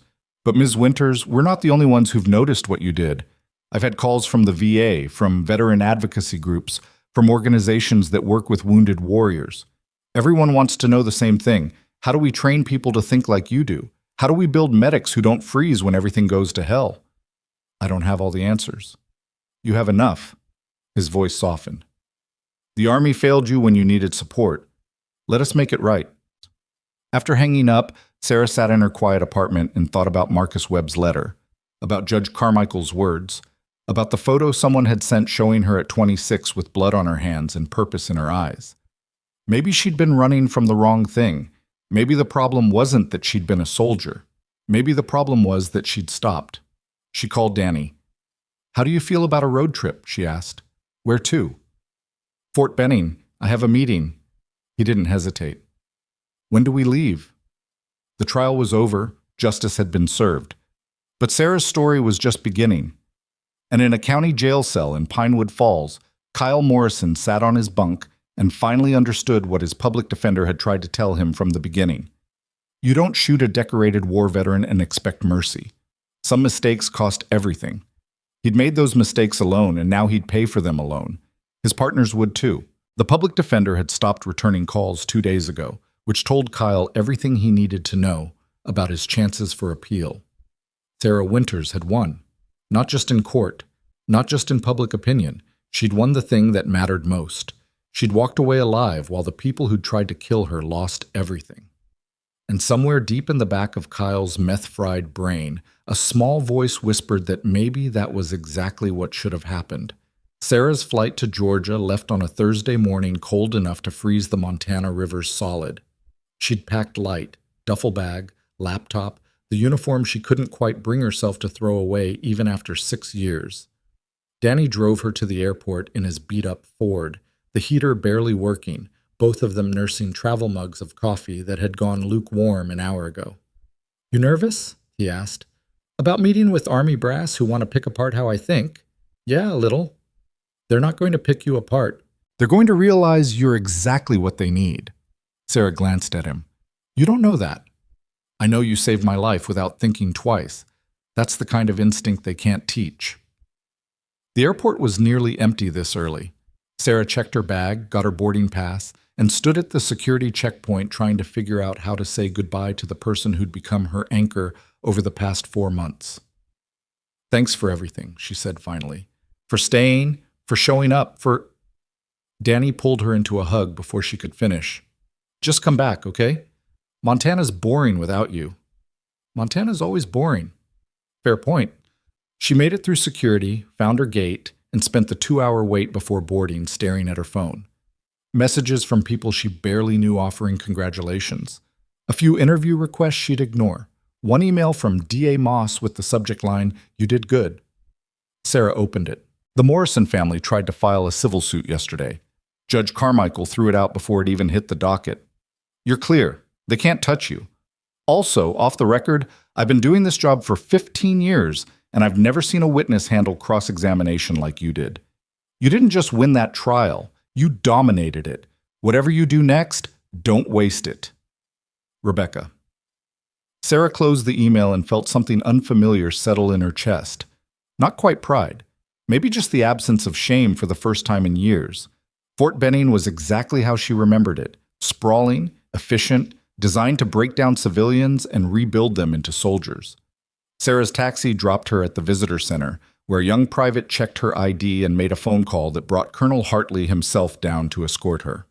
He was older than she'd expected, maybe late 50s, with the kind of weathered face that came from decades of hard decisions. Silver hair cut regulation short, uniform pressed sharp enough to draw blood. "Sergeant Winters," he said, extending his hand. "Colonel James Hartley. Thanks for making the trip." "It's just Sarah now, sir. I'm not active duty." "You earned that rank. I'll use it." He gestured toward a waiting vehicle. "We've got a lot to cover. You ready?" "As I'll ever be." The briefing room was smaller than she'd anticipated. Just Hartley, two captains Sarah didn't recognize, and a civilian woman introduced as Dr. Elena Vasquez, a trauma psychologist who specialized in combat stress reactions. Hartley got straight to business. "We're hemorrhaging medics, Winters, not from casualties, from mental health discharges. Soldiers who are technically competent but can't handle the psychological load of watching people die. We're trying to fix that before it becomes a crisis." "How do I fit into this?" Sarah asked. Dr. Vasquez leaned forward. "Your case is unusual. Most combat medics who develop PTSD either leave the field entirely or continue working through dissociation, going through the motions without really processing what they're doing. You left, healed enough to function, and then when violence found you again, you didn't freeze. You acted with the same precision you showed in combat." "I got shot." "You saved a life while getting shot. There's a difference." Vasquez pulled up a file on her tablet. "We've analyzed your service record, your medical discharge paperwork, and the incident in Montana. What we're seeing is someone who's found a way to integrate their trauma into functional decision-making rather than letting it become a disability." Sarah felt uncomfortable under the scrutiny. "I don't think I did anything special." "That's exactly why we need you," Hartley said. "You don't see yourself as exceptional, which means you won't oversell what's possible. But your actions speak for themselves." He slid a folder across the table. "We want you to help design a curriculum that teaches combat medics not just how to treat wounds, but how to maintain psychological resilience under sustained trauma." Sarah opened the folder. Training modules, scenario designs, psychological frameworks, everything she'd learned the hard way, systematized into something teachable. "This is a lot," she said. "It is. And we're offering a 2-year contract, full benefits, salary commensurate with your experience. You'd be based here at Benning, working directly with our training cadre." "I'd have to leave Montana." "Yes." Sarah thought about Pinewood Falls, the hospital where she couldn't work anymore, the apartment that felt more like a storage unit than a home, the quiet life she'd built that had never quite felt like living. Then she thought about the letter from Marcus Webb. "Keep saving people." "When would I start?" "Next month, if you accept. We'd need time to onboard you, get you cleared through the civilian contractor vetting process." Hartley paused.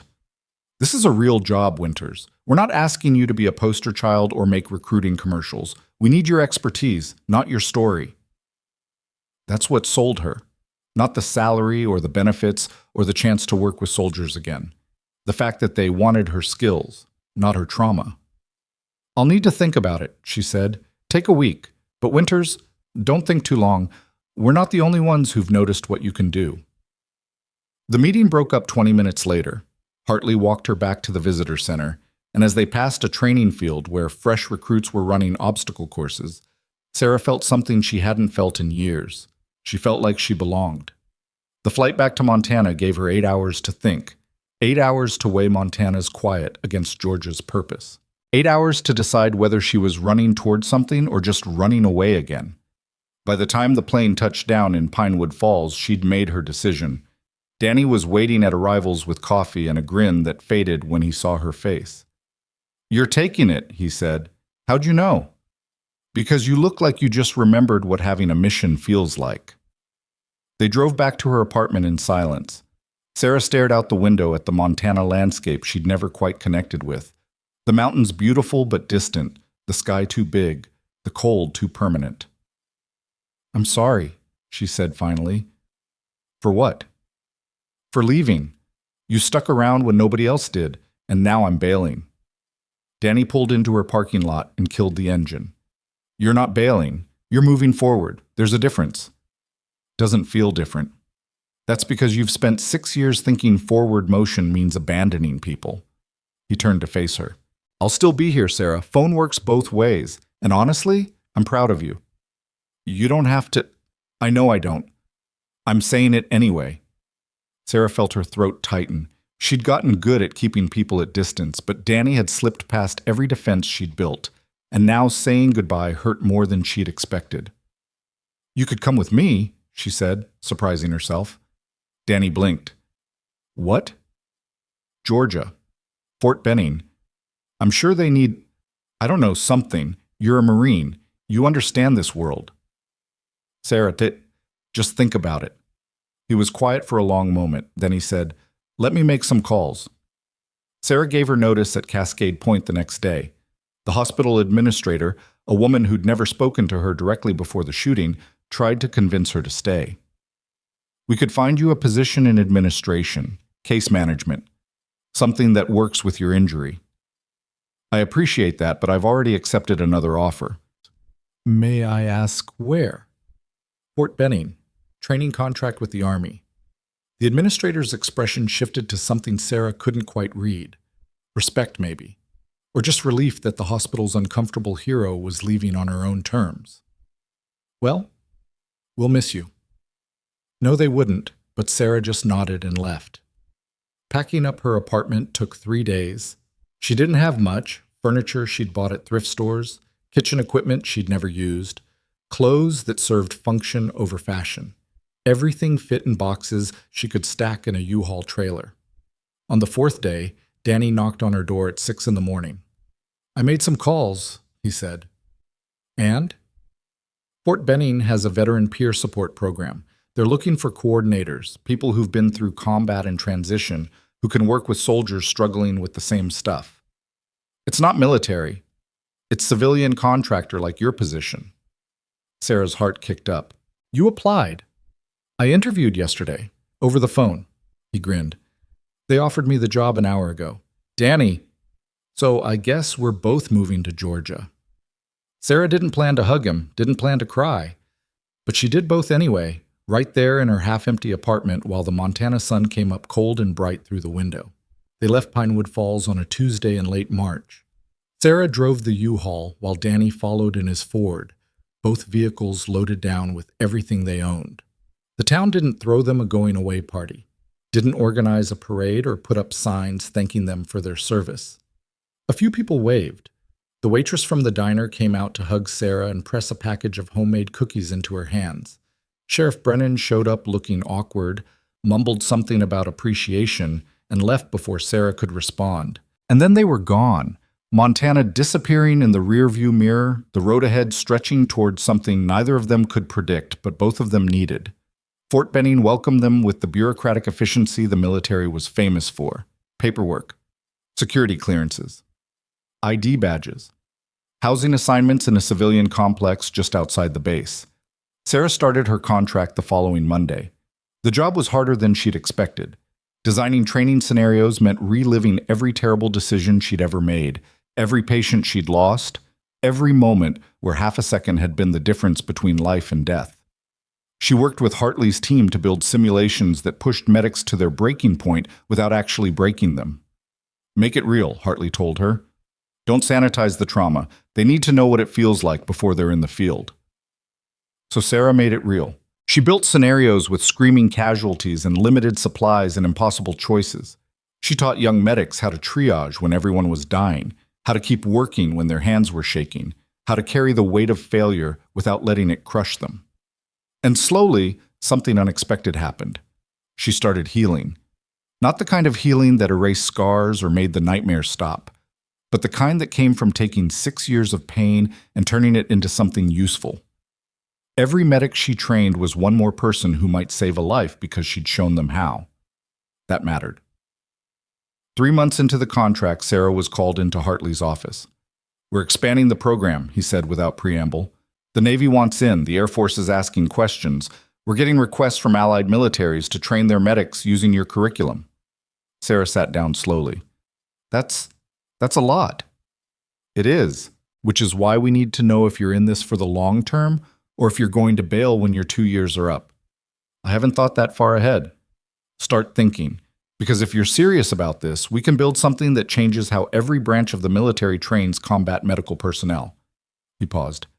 But I need to know you're not going to disappear again. Sarah looked at him across the desk, this career officer who'd taken a chance on a washed-up medic with more trauma than credentials, and realized he was offering her something she'd thought was lost forever. A future. Not just a job, not just a paycheck, but a reason to wake up every morning and believe that the worst parts of her past could serve a purpose. I'm in, she said. Long term. Hartley smiled. Good. Because there's something else you should know. He turned his computer screen toward her. Sarah leaned forward and saw a document with Department of Defense letterhead. Congressional Inquiry, Combat Medic Mental Health Initiative. They want you to testify, Hartley said. Congress is holding hearings on veteran mental health next month. Your name came up. Someone on the Armed Services Committee saw the coverage of your trial and put 2 and 2 together. Sarah's stomach dropped. Testify about what?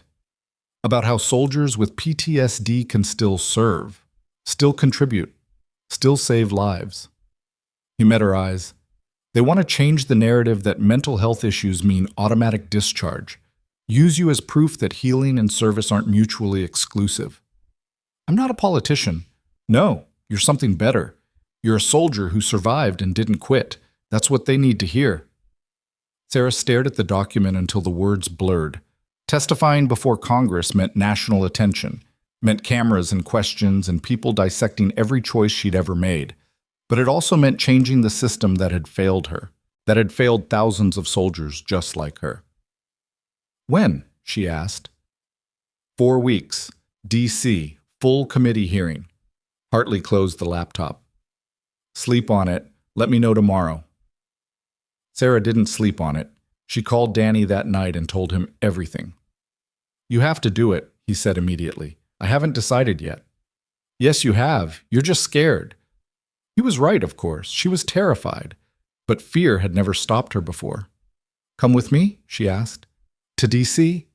Yeah, I can't do this alone.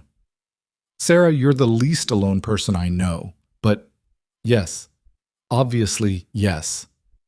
3 weeks later, Sarah sat in a borrowed suit in an anteroom outside the Senate hearing chamber, watching C-SPAN on a monitor and trying not to throw up. Danny sat beside her, tie slightly crooked, looking almost as nervous as she felt. You've got this, he said for the 20th time. What if I freeze up there? You won't. What if I say something wrong? What if they use it against other veterans? Then we deal with it. But you won't. A staffer appeared in the doorway. Miss Winters, they're ready for you. Sarah stood on shaking legs, smoothed her jacket, and walked into a chamber filled with senators, cameras, and the weight of every soldier who'd ever struggled to come home. The committee chair, a senator from Virginia with 20 years on the Armed Services Committee, gestured to the witness table. Sergeant Sarah Winters, please state your full name and service record for the committee.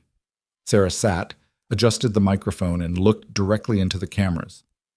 Sarah Elizabeth Winters, U.S. Army, combat medic, 2 deployments, Bronze Star with Valor, honorable discharge following mental health treatment. The room went completely silent.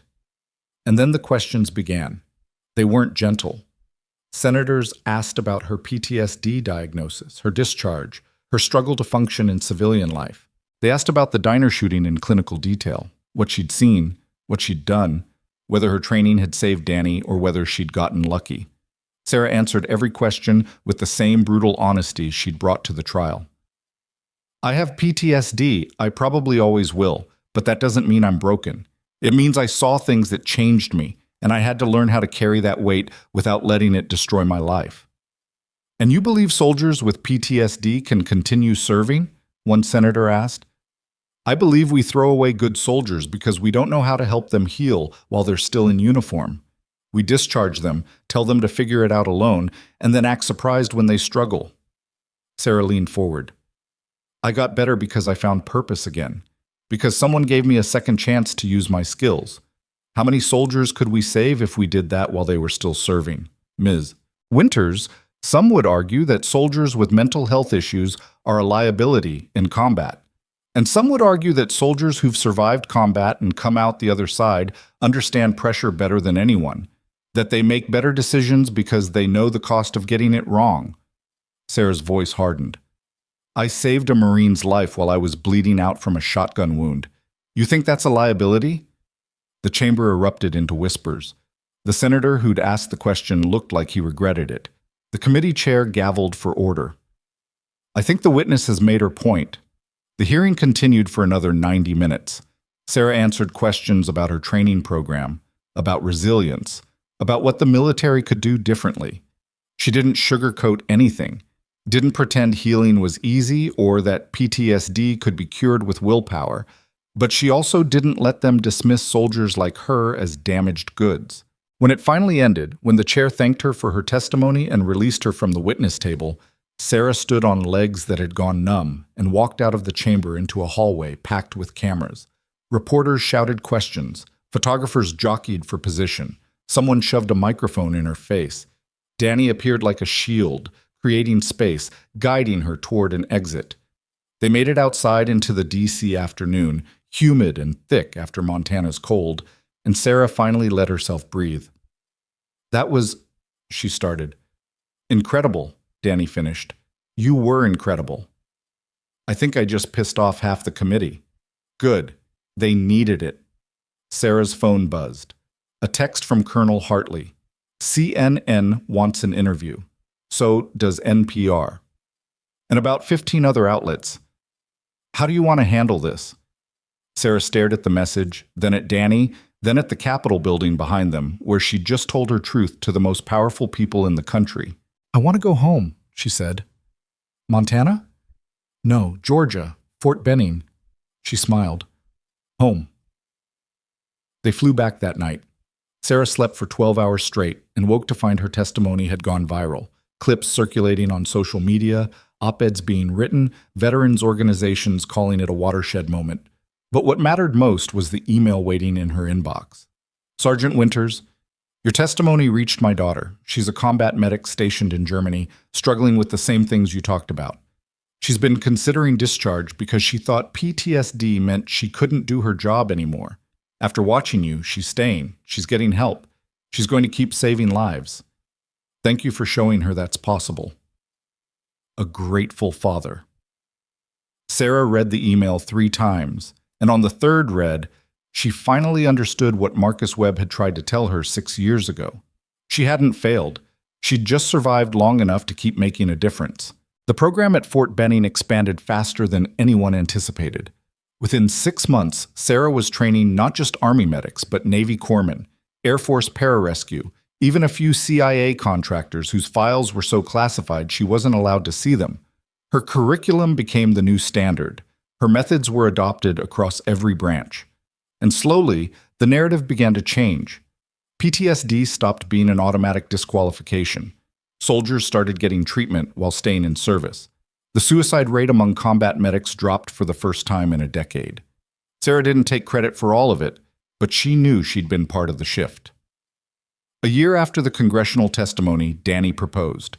He did it badly, stammering over his words in her apartment while she was grading trainee evaluations, the ring box almost falling out of his pocket. But when he finally got the question out, Sarah didn't hesitate. Yes. They got married in a small ceremony at the base chapel. Hartley officiated. A few soldiers Sarah had trained showed up. No media. No cameras. Just 2 people who'd survived their own wars deciding to build something together. And in Pinewood Falls, Montana, the Mountain Ridge Diner put up a small plaque where Sarah had been shot. In this place, ordinary people did extraordinary things. It didn't mention her name, didn't tell the full story, just acknowledged that something important had happened there, and that mattered. But Sarah never went back to see it. She was too busy training the next generation of medics who would face their own impossible moments and have to decide in a split second whether to freeze or act. She taught them to act, and when the nightmares came, and they still did, some nights worse than others, she reminded herself of the letter Marcus Webb had written. Keep saving people. So she did. Right up until the morning, she woke to find federal agents at her door with a warrant for her arrest, and everything she'd built came crashing down around her. Sarah stared at the two agents standing in her doorway, their badges reflecting the early morning Georgia sun. FBI. Both wearing expressions that suggested they'd rather be anywhere else. "There has to be a mistake," Danny said from behind her, voice tight. The lead agent, a woman in her 40s with tired eyes, shook her head. "Mrs. Reeves, I need you to come with us. We have questions regarding your involvement in a federal investigation." "What investigation?" "We'll discuss that at the field office." Sarah's training kicked in before panic could. "Stay calm. Get information. Don't volunteer anything." "Am I under arrest?" "Not at this time, but we do have a warrant to search your residence and seize any computers, phones, or documents related to your work at Fort Benning." "On what grounds?" The agent hesitated. "Unauthorized disclosure of classified training materials." The words hit like a punch. Sarah had spent 18 months developing that curriculum, working with classified combat footage and tactical protocols. Every document had been vetted. Every release had been approved through proper channels. "I haven't disclosed anything," Sarah said. "Then you won't mind answering our questions." They took her in an unmarked sedan while 4 more agents swarmed her apartment with boxes and evidence bags. Danny tried to follow, but they told him to stay put. Sarah watched him through the rear window, standing helpless on their front steps, and felt the life she'd rebuilt start to crack. The FBI field office in Columbus was concrete and fluorescent lighting and the smell of burnt coffee. They put Sarah in an interview room, not a cell, but close enough, and left her there for 2 hours before anyone came in. When the door finally opened, it wasn't the agents who'd picked her up. It was a man in his 50s wearing an expensive suit and an expression that made Sarah's skin crawl. He set a thick file on the table and sat down without introducing himself. "Do you know why you're here?" he asked. "Your agent said something about classified materials, but I haven't leaked anything." "We have evidence suggesting otherwise." He opened the file and slid a document across the table. "This is a training module you developed? Scenario 7 Alpha. Tactical field medicine under sustained fire." Sarah recognized it immediately. She'd written it 6 months ago, based on a real firefight from her second deployment. "That's my work, yes. Approved by Colonel Hartley and vetted by DoD Security." And yet last week, this exact scenario appeared on a foreign military training forum, word for word, including tactical details that are classified secret. Sarah's stomach dropped. "That's impossible. The classified version is kept on secure servers. I don't even have access to it outside the base." "And yet here we are." The man leaned back. "Someone with your access credentials uploaded the full document to an unsecured cloud server 3 weeks ago, from your laptop." "I didn't do that." "The digital forensics say otherwise." Sarah's mind raced. She was meticulous about security protocols, never took work home, never used personal devices for classified material. Someone had either hacked her credentials or was framing her, and neither option was good. "I want a lawyer," she said. The man smiled like he'd been waiting for that. "Of course. But before you lawyer up, you should know something.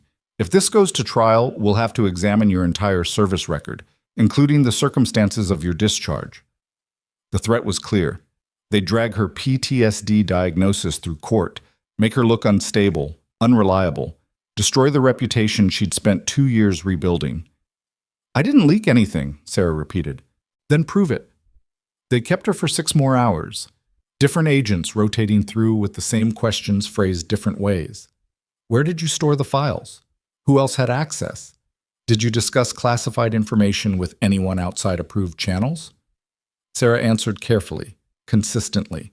She didn't have anything to hide, but she also knew how investigations worked. They weren't looking for truth, they were building a case. By the time they released her, it was dark outside. Danny was waiting in the parking lot looking like he'd aged 10 years. "What happened?" he asked as soon as she got in the car. "They think I leaked classified training materials." "That's insane." "I know, but someone used my credentials to do it, and now I'm the target." Sarah's hands were shaking. She clenched them into fists to make it stop. "They're going to use this to destroy everything, the program, my testimony, all of it." Danny drove in silence for a few minutes. Then he said, We need Hartley. He's probably already been briefed. For all I know, he thinks I did it. Then we make him listen. Colonel Hartley's office was still lit when they arrived at Fort Benning an hour later. His assistant tried to turn them away, but Danny used his command voice, the one that brooked no argument, and got them through the door. Hartley looked up from his desk, and the expression on his face told Sarah everything she needed to know. He'd already heard. "Sir, I didn't leak those documents," she said before he could speak. "I know." Sarah blinked. "You know?" "I've worked with you for 18 months. You're obsessive about security. There's no way you'd compromise classified material." He gestured to the chairs across from his desk. "Sit. We need to talk." They sat. Hartley pulled up something on his computer and turned the screen toward them. 3 days ago, someone accessed your training files using credentials that matched your login. The access came from an IP address traced to a coffee shop in Columbus, nowhere near the base, and at a time when security footage shows you were teaching a class here. "So someone cloned my credentials," Sarah said. "That's my assessment. But the FBI doesn't care about nuance. They see unauthorized disclosure, and they need someone to blame. You're convenient." "How is that convenient?" Hartley's expression darkened. "Because there are people in the Pentagon who never wanted this program to succeed, who think combat veterans with PTSD are liabilities, not assets. Your testimony embarrassed them. Your success threatened their narrative." The pieces started clicking together in Sarah's mind. Someone sabotaging the program. "I believe so, and they're using you to do it." Hartley closed the laptop. "I've already contacted JAG. They're looking into it, but this is going to get worse before it gets better." "How much worse?" "The FBI is going to keep digging. They'll subpoena your personal devices, interview everyone you've worked with, maybe even bring charges if they think they can make them stick. And even if you're cleared, the damage to the program will be done." Sarah felt the walls closing in again. She'd survived combat, survived getting shot, survived rebuilding her entire life. And now someone was dismantling it piece by piece because she dared to prove them wrong. "What do I do?" she asked. "You fight," Hartley said simply, "and you let me help." The next morning, Sarah woke to find her face on the news. Decorated veteran under federal investigation read the headline on CNN. The story was carefully worded. No direct accusations, just implications that painted her as either reckless or traitorous. Comment sections filled with people who'd praised her a year ago, now calling her a disgrace. Danny threw the remote across the room hard enough to crack the screen. "They're crucifying you." "That's the point." Sarah stared at her phone, watching her reputation dissolve in real time. Whoever set this up knew the leak would generate headlines. Didn't matter if I actually did it. The accusation alone is enough. "So we prove you didn't do it." "How?" "The FBI has digital evidence showing my credentials were used. My word against forensics doesn't win." Danny paced the apartment like a caged animal. "There has to be something. Security footage, server logs, someone who saw something." Sarah's phone rang. Unknown number. She almost didn't answer, but something made her pick up. "Mrs. Reeves, this is Captain Andrea Mills, JAG Corbs. Colonel Hartley asked me to look into your case." And I found something interesting. The IP address the leak originated from? It belongs to a coffee shop that's been closed for renovations for the past month. Nobody's used that location in weeks. Sarah sat up straighter. "So the logs were faked." "That's my assessment. Someone with technical expertise created a digital trail that looks legitimate but doesn't hold up under scrutiny. The problem is proving it." "What do you need?" "Access to Fort Benning's server logs, specifically the audit trail for your credentials over the past 6 months. If someone cloned your login, there should be duplicate access patterns. 2 devices logged in simultaneously, accessing different files from different locations. Can you get that?" "I'm working on it. But Winters, whoever did this is good. They knew how to cover their tracks. This is going to take time." "I don't have time. The FBI is building a case." "Then we build a better one." Mills paused. "Hartley trusts you, so do I. We're going to prove this." After hanging up, Sarah looked at Danny. "The IP address was faked. The whole trail is manufactured. So someone with serious technical skills and access to military networks framed you. Yeah, which narrows it down to... Sarah stopped. Her mind caught on something she'd been too rattled to see before. The timing. This happened right after my congressional testimony went viral. Someone waited until I had maximum visibility and then pulled the trigger. Someone who wanted to discredit you publicly. And destroy the program at the same time. 2 birds, 1 stone. Sarah pulled up her laptop, one of the few devices the FBI hadn't seized, and started digging through old emails. There had to be something, some clue about who'd had access to her files, who'd been asking questions about the program, who'd benefit from watching it burn. She found it 3 hours later buried in a forwarded memo from 8 months ago. A request from a Defense Department official named Richard Kosinski asking for detailed information about the training curriculum. Hartley had forwarded it to Sarah for her input, and she'd responded with a summary. Nothing classified, but enough to give someone a roadmap. Sarah pulled up Kosinski's bio. 30 years in defense policy. Multiple positions focused on military readiness standards, and a published paper from 5 years ago arguing that soldiers with PTSD diagnoses should be automatically barred from combat roles. Found him, she said. Danny read over her shoulder. You think this guy leaked your files? I think he wanted the program shut down and decided I was the easiest target. If he has the right connections, he could have arranged the hack and the frame-up. That's a serious accusation. So is what he's doing to me. Sarah forwarded everything to Captain Mills with a note. Look into this. I think we found our leak. Mills called back within an hour. Kosinski has top-level security clearance and access to DoD networks. He also sits on the committee that reviews training programs for renewal. If your program fails, he's positioned to kill it permanently. Can you prove he's behind the leak? Not yet, but I've requested his server access logs. If he used his credentials to access your files, we'll have him. The wait was excruciating. 3 days of Sarah confined to her apartment while the FBI investigation continued and the media circus intensified. Interview requests piled up. Former colleagues distanced themselves. Even some of the soldiers she'd trained sent emails saying they had to cut ties until the investigation concluded. Sarah understood. They were protecting their own careers. But it still hurt. On the 4th day, Captain Mills showed up at her door with Colonel Hartley and 2 military police officers. Sarah's heart sank. You're arresting me. No, Mills said, and she was smiling. We're escorting you to a press conference. We found the proof. The proof came in the form of server logs showing Richard Kosinski had accessed Sarah's training files using administrative credentials 13 times over 6 weeks. He'd copied the classified modules, stripped her security markers, and uploaded them to the foreign forum using a cloned version of her login created from a coffee shop IP address he'd spoofed.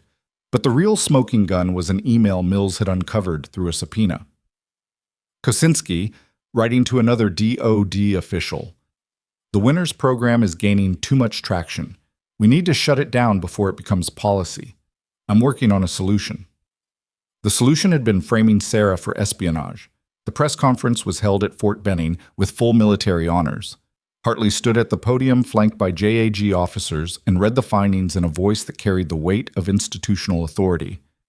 After a thorough investigation, we have determined that Sergeant Sarah Winters was the victim of a coordinated effort to discredit both her and the combat medic resilience program she developed. The actual perpetrator of the classified information leak has been identified as Richard Kosinski, a senior Defense Department official who will face federal charges for espionage, computer fraud, and obstruction of justice.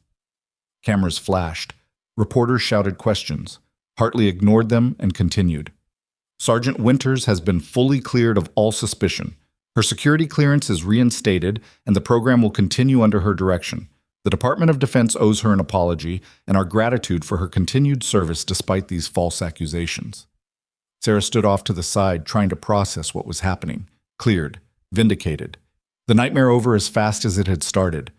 But the damage wasn't over. After the press conference, Hartley pulled her aside. Kosinski's arrest is going to generate headlines for weeks. Every news outlet that crucified you is going to have to print retractions. You'll be vindicated publicly. But But he's not working alone. We found evidence of at least 3 other officials who knew what he was planning and didn't stop him. This goes deeper than one bureaucrat with an agenda. Sarah felt the exhaustion hit her all at once. How deep? Deep enough that we're launching a full internal investigation. And I need you to stay on, keep running the program. Don't let them win by making you quit. I'm not quitting. Good. Hartley handed her a folder. Because this just came through, the Senate Armed Services Committee wants you to testify again, this time about the attempts to sabotage veteran mental health programs. Sarah took the folder and felt something shift inside her. Not fear this time. Anger. Someone had tried to destroy her because she'd proven that soldiers with PTSD could still serve, still contribute, still save lives. They'd failed. And now she was going to make sure everyone knew exactly what they'd tried to do. When? She asked.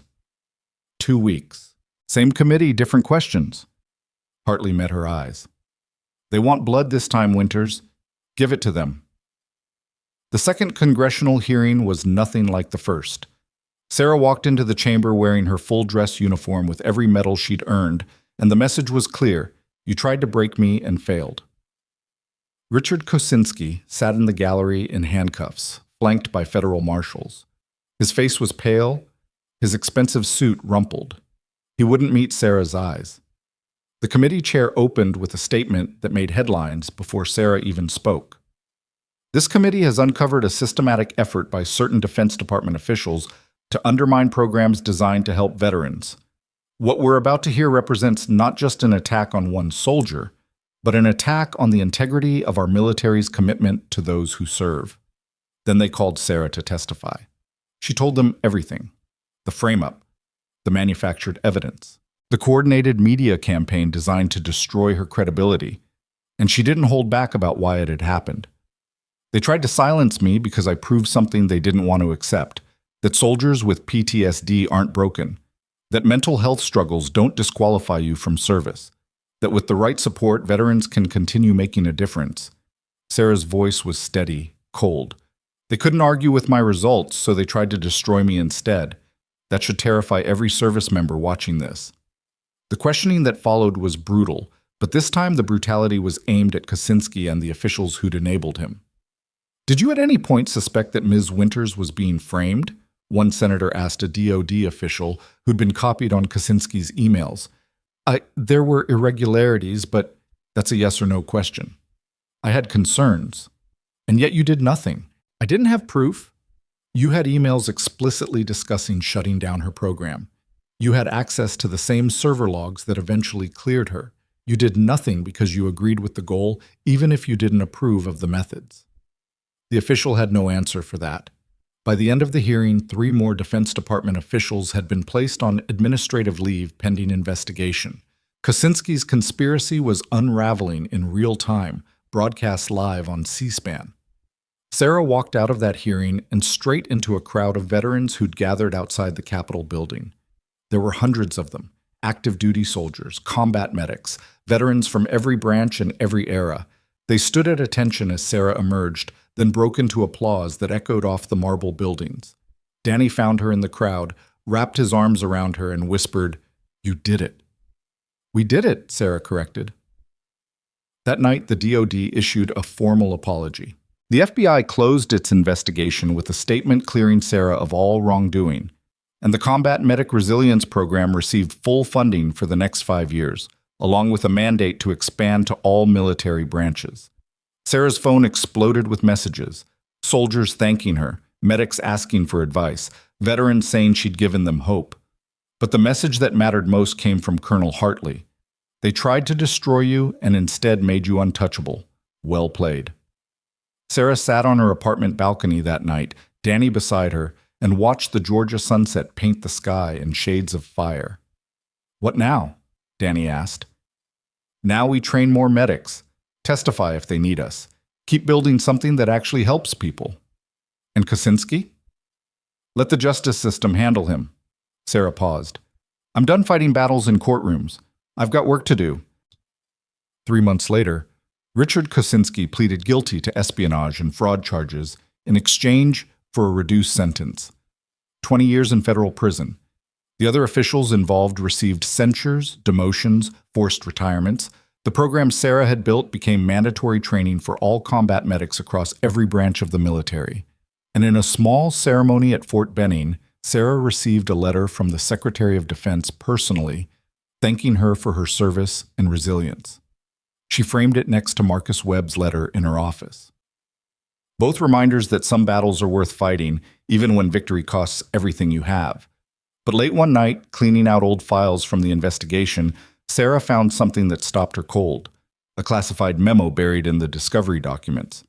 Dated 6 months before Kosinski's frame-up began, written by someone whose name had been redacted. The memo discussed Sarah's congressional testimony and the threat it posed to established readiness protocols. It recommended discretionary action to limit her influence before the program gains irreversible momentum. Someone had ordered the hit on Sarah's reputation months before Kosinski acted, someone higher up the chain, someone whose name had been carefully scrubbed from every document. Sarah stared at the redacted signature and felt ice settle in her stomach. This wasn't over, not even close. Sarah read the redacted memo 3 more times, each pass making her angrier. Someone with enough authority to scrub their name from official documents had orchestrated the entire attack on her career. Kosinski had been the weapon, but someone else had pulled the trigger. She forwarded the document to Captain Mills with a single line. "Who signed this?" Mills called back within the hour. "I can't tell you. Can't or won't." Can't. That level of redaction requires flag officer approval. Whoever ordered it has serious power. Sarah's jaw tightened. "So they get away with it." "I didn't say that. I said I can't tell you who it is. But if you happen to request the full investigation file through a Freedom of Information Act filing, and if that filing happened to get routed through the right channels, someone might accidentally include an unredacted version." "How long would that take?" 6 months? Maybe a year." Mills paused. "Or you could let it go. You've won, Winters. The program's funded. Kosinski's in prison. You've been vindicated. Sometimes the smart move is walking away while you're ahead." Sarah hung up and stared at the redacted signature until her eyes burned. Walking away had never been her strong suit. Danny found her still sitting there 2 hours later, the memo spread across her desk like evidence at a crime scene. "You're not letting this go," he said. "Not a question. Someone tried to destroy me and almost succeeded. They're still out there, still in a position to do it again to someone else. So what are you going to do?" "I'm going to find out who signed that memo. And then I'm going to make sure they face the same consequences Kosinski did." Danny pulled up a chair. "Okay. Then we do it smart. No rushing in, no giving them ammunition to use against you." Sarah looked at him. This man who'd followed her from Montana to Georgia, who'd stood beside her through investigations and trials and congressional hearings without flinching. "Why do you keep doing this?" she asked. "Doing what?" "Sticking around, fighting my battles. You could have walked away a dozen times." Danny was quiet for a moment. Then he said, "Because you saved my life. And because watching you fight back is the most inspiring thing I've ever seen. I'm not walking away from that." Sarah felt something crack open in her chest. She'd spent so many years keeping people at distance that she'd forgotten what it felt like to be seen completely and chosen anyway. "Thank you," she said. "Don't thank me yet. We've still got work to do." They started with the obvious angle, tracking down everyone who'd had access to that memo. Mills provided a list of names under the table, people who'd been copied or consulted during the investigation into Sarah's case. Most were mid-level bureaucrats. A few were senior officers at the Pentagon. None of them had the authority to order redactions at this level. But one name kept appearing in multiple document chains: Major General Theodore Blackwell, Deputy Chief of Staff for Personnel. He'd been involved in policy decisions about PTSD discharges for years. Had testified before Congress arguing that mental health issues compromised unit cohesion. Had fought against every attempt to reform the system. And 3 months before Sarah's congressional testimony, he'd sent an email to Kosinski congratulating him on his diligent oversight of training standards. "That's our guy," Sarah said. Danny looked over her shoulder at Blackwell's service photo. Distinguished, decorated, 40 years in uniform. The kind of career that made you untouchable. You can't just accuse a two-star general of conspiracy, Danny said. I'm not going to accuse him. I'm going to prove it. The problem was access. Blackwell's communications were protected by layers of security clearances Sarah didn't have. His schedule was classified. Even requesting information about him would trigger alerts that would give him time to cover his tracks. So Sarah went around him.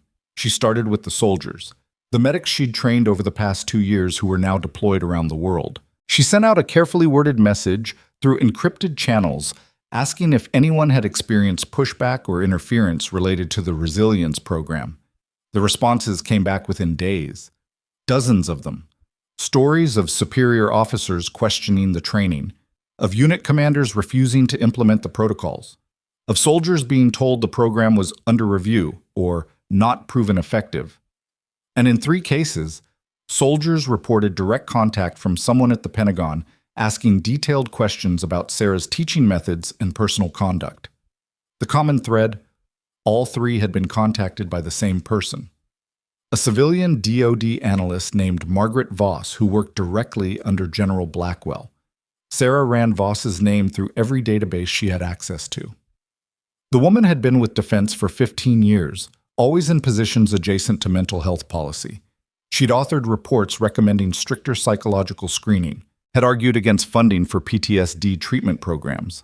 And 6 weeks before Kosinski's frame-up began, she'd requested access to Sarah's personnel file. She's the connector, Sarah told Mills during their next call. Voss feeds information to Blackwell. Blackwell gives orders to Kosinski. It's a chain of deniability. That's a theory. Can you prove it? Not yet, but I'm working on it. The break came from an unexpected source. One of Sarah's former trainees, a Navy corpsman named Rodriguez, sent her an encrypted file with a note that said simply, "Found this in a trash folder on a shared server. Thought you'd want to see it." The file was an email chain between Voss and Blackwell discussing Sarah's congressional testimony. Most of it was careful bureaucratic language about monitoring emerging trends and ensuring program accountability. But one message, sent late at night 3 days before the leak, was more direct. General, the winter situation is becoming untenable. Her visibility is generating pressure we can't counter through normal channels. Recommend implementing contingency protocol before she gains further traction. We'll coordinate with Kosinski as discussed. MV. The response from Blackwell's email account was a single word: proceed. Sarah stared at the screen until her vision blurred. She had them, both of them, proof of conspiracy in their own words. She forwarded everything to Mills, Hartley, and the JAG investigator who'd worked her case. Then she waited. The response was faster than she expected. Mills called at 6 a.m. the next morning, voice tight with urgency. "Don't go to work today, don't leave your apartment, don't talk to anyone." "What's happening?" "JAG is moving on Blackwell and Voss right now. Federal arrest warrants. They're going to try to claim you obtained evidence illegally, so you need to stay clean until this is resolved." "I didn't hack anything. Rodriguez found that email in a trash folder on a server he had legitimate access to." "I know, but they're going to fight dirty. Blackwell's got friends in high places. This is going to get ugly." It got ugly fast. By noon, news broke that a 2-star general had been placed on administrative leave pending investigation. The Pentagon refused to comment on specifics, but leaks to friendly journalists painted Blackwell as a dedicated officer being targeted by vindictive subordinates. Sarah watched the narrative form in real time. Opinion pieces defending Blackwell's service record. Former colleagues vouching for his character. Subtle insinuations that Sarah was obsessed with revenge, seeing conspiracies where none existed. But this time Sarah had learned. She didn't engage, didn't respond to interview requests, didn't give them anything to twist. She just waited for the evidence to speak. The preliminary hearing was held in a military courtroom at Fort Myer, closed to the public but packed with brass. Blackwell sat at the defense table in full dress uniform, medals gleaming, looking like the embodiment of military virtue. Sarah sat in the gallery between Danny and Hartley, hands folded, face neutral. The prosecution opened with the emails, displayed them on screens for the entire court to see. Voss and Blackwell's words laid bare, discussing Sarah like she was a problem to be eliminated. Blackwell's attorney tried to argue the emails were taken out of context, that contingency protocol referred to legitimate oversight procedures, not sabotage. Then the prosecution called Margaret Voss to the stand. She'd been offered immunity in exchange for testimony. Dressed in a gray suit that made her look smaller than her photo suggested, she took the oath and sat down with the expression of someone who knew her career was already over. Voss, did General Blackwell order you to coordinate with Richard Kosinski to frame Sergeant Winters for leaking classified information? Voss's voice was barely audible. Yes. And what was the stated purpose of this operation? To discredit her testimony before Congress and destroy support for the resilience program. Why? Because the general believed that allowing soldiers with PTSD to remain in service would compromise military readiness. He saw Sergeant Winters' program as a threat to decades of policy. And he ordered you to eliminate that threat by any means necessary? Yes. The courtroom erupted. Blackwell's attorney objected loudly. The judge gavelled for order. But the damage was done. A senior DoD official had just testified under oath that a two-star general had orchestrated a conspiracy to frame a decorated veteran. The prosecution spent the next 3 hours building their case with emails, server logs, and testimony from subordinates who'd witnessed Blackwell's campaign against Sarah's program. Every piece of evidence pointing to the same conclusion. This wasn't policy disagreement. This was personal destruction disguised as oversight. When they called Sarah to testify, she walked to the stand with her head high and her uniform perfect. The questions were straightforward. What had she experienced? When had she first suspected sabotage? What impact had the false accusations had on her life and career? Sarah answered clinically, without emotion. The facts were damning enough without embellishment. Then Blackwell's attorney stood for cross-examination. Sergeant Winters, isn't it true that you have a history of conflict with superior officers? No. Your service record shows a contentious relationship with several commanders during your deployments. I advocated for my patients. Sometimes that meant disagreeing with tactical decisions that put them at unnecessary risk. That's not conflict. That's my job. And when you left the military, you were diagnosed with PTSD severe enough to warrant discharge. Doesn't that suggest instability? Sarah met his eyes. It suggests I spent years watching soldiers die and needed help processing that trauma. Getting help isn't instability, it's survival. But you've admitted to experiencing paranoia, hypervigilance. I've admitted to symptoms that millions of veterans experience. Symptoms that don't prevent me from doing my job, or thinking clearly, or recognizing when someone's trying to destroy me. The attorney switched tactics. You've built your entire career on the idea that the military failed you. Isn't it possible you've seen conspiracies where none exist because it fits your narrative? Sarah felt anger flash through her, hot and clean. The conspiracy exists in black and white in emails your client wrote. This isn't paranoia. This is documentation. But you went looking for that documentation. You actively sought evidence against General Blackwell because someone tried to frame me for espionage.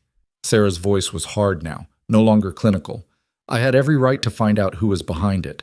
And when I found proof that a general officer abused his authority to destroy a program designed to help veterans, I had an obligation to bring it forward. An obligation or a vendetta? If seeking accountability for crimes is a vendetta, then yes, but most people call that justice. The attorney had no response to that. The trial continued for 3 more days. More witnesses, more evidence, a parade of experts testifying about the importance of the resilience program and the damage Blackwell's sabotage had caused.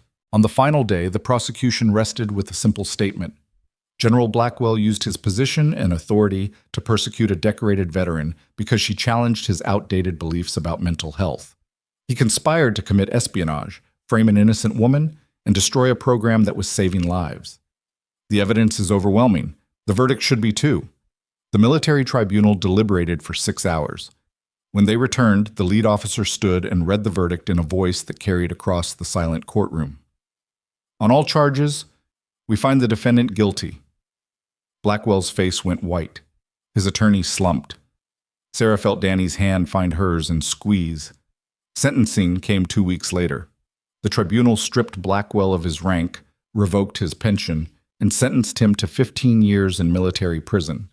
Margaret Voss received 8 years in a civilian facility. But beyond the prison terms, the tribunal issued a scathing opinion that was distributed throughout the entire DoD.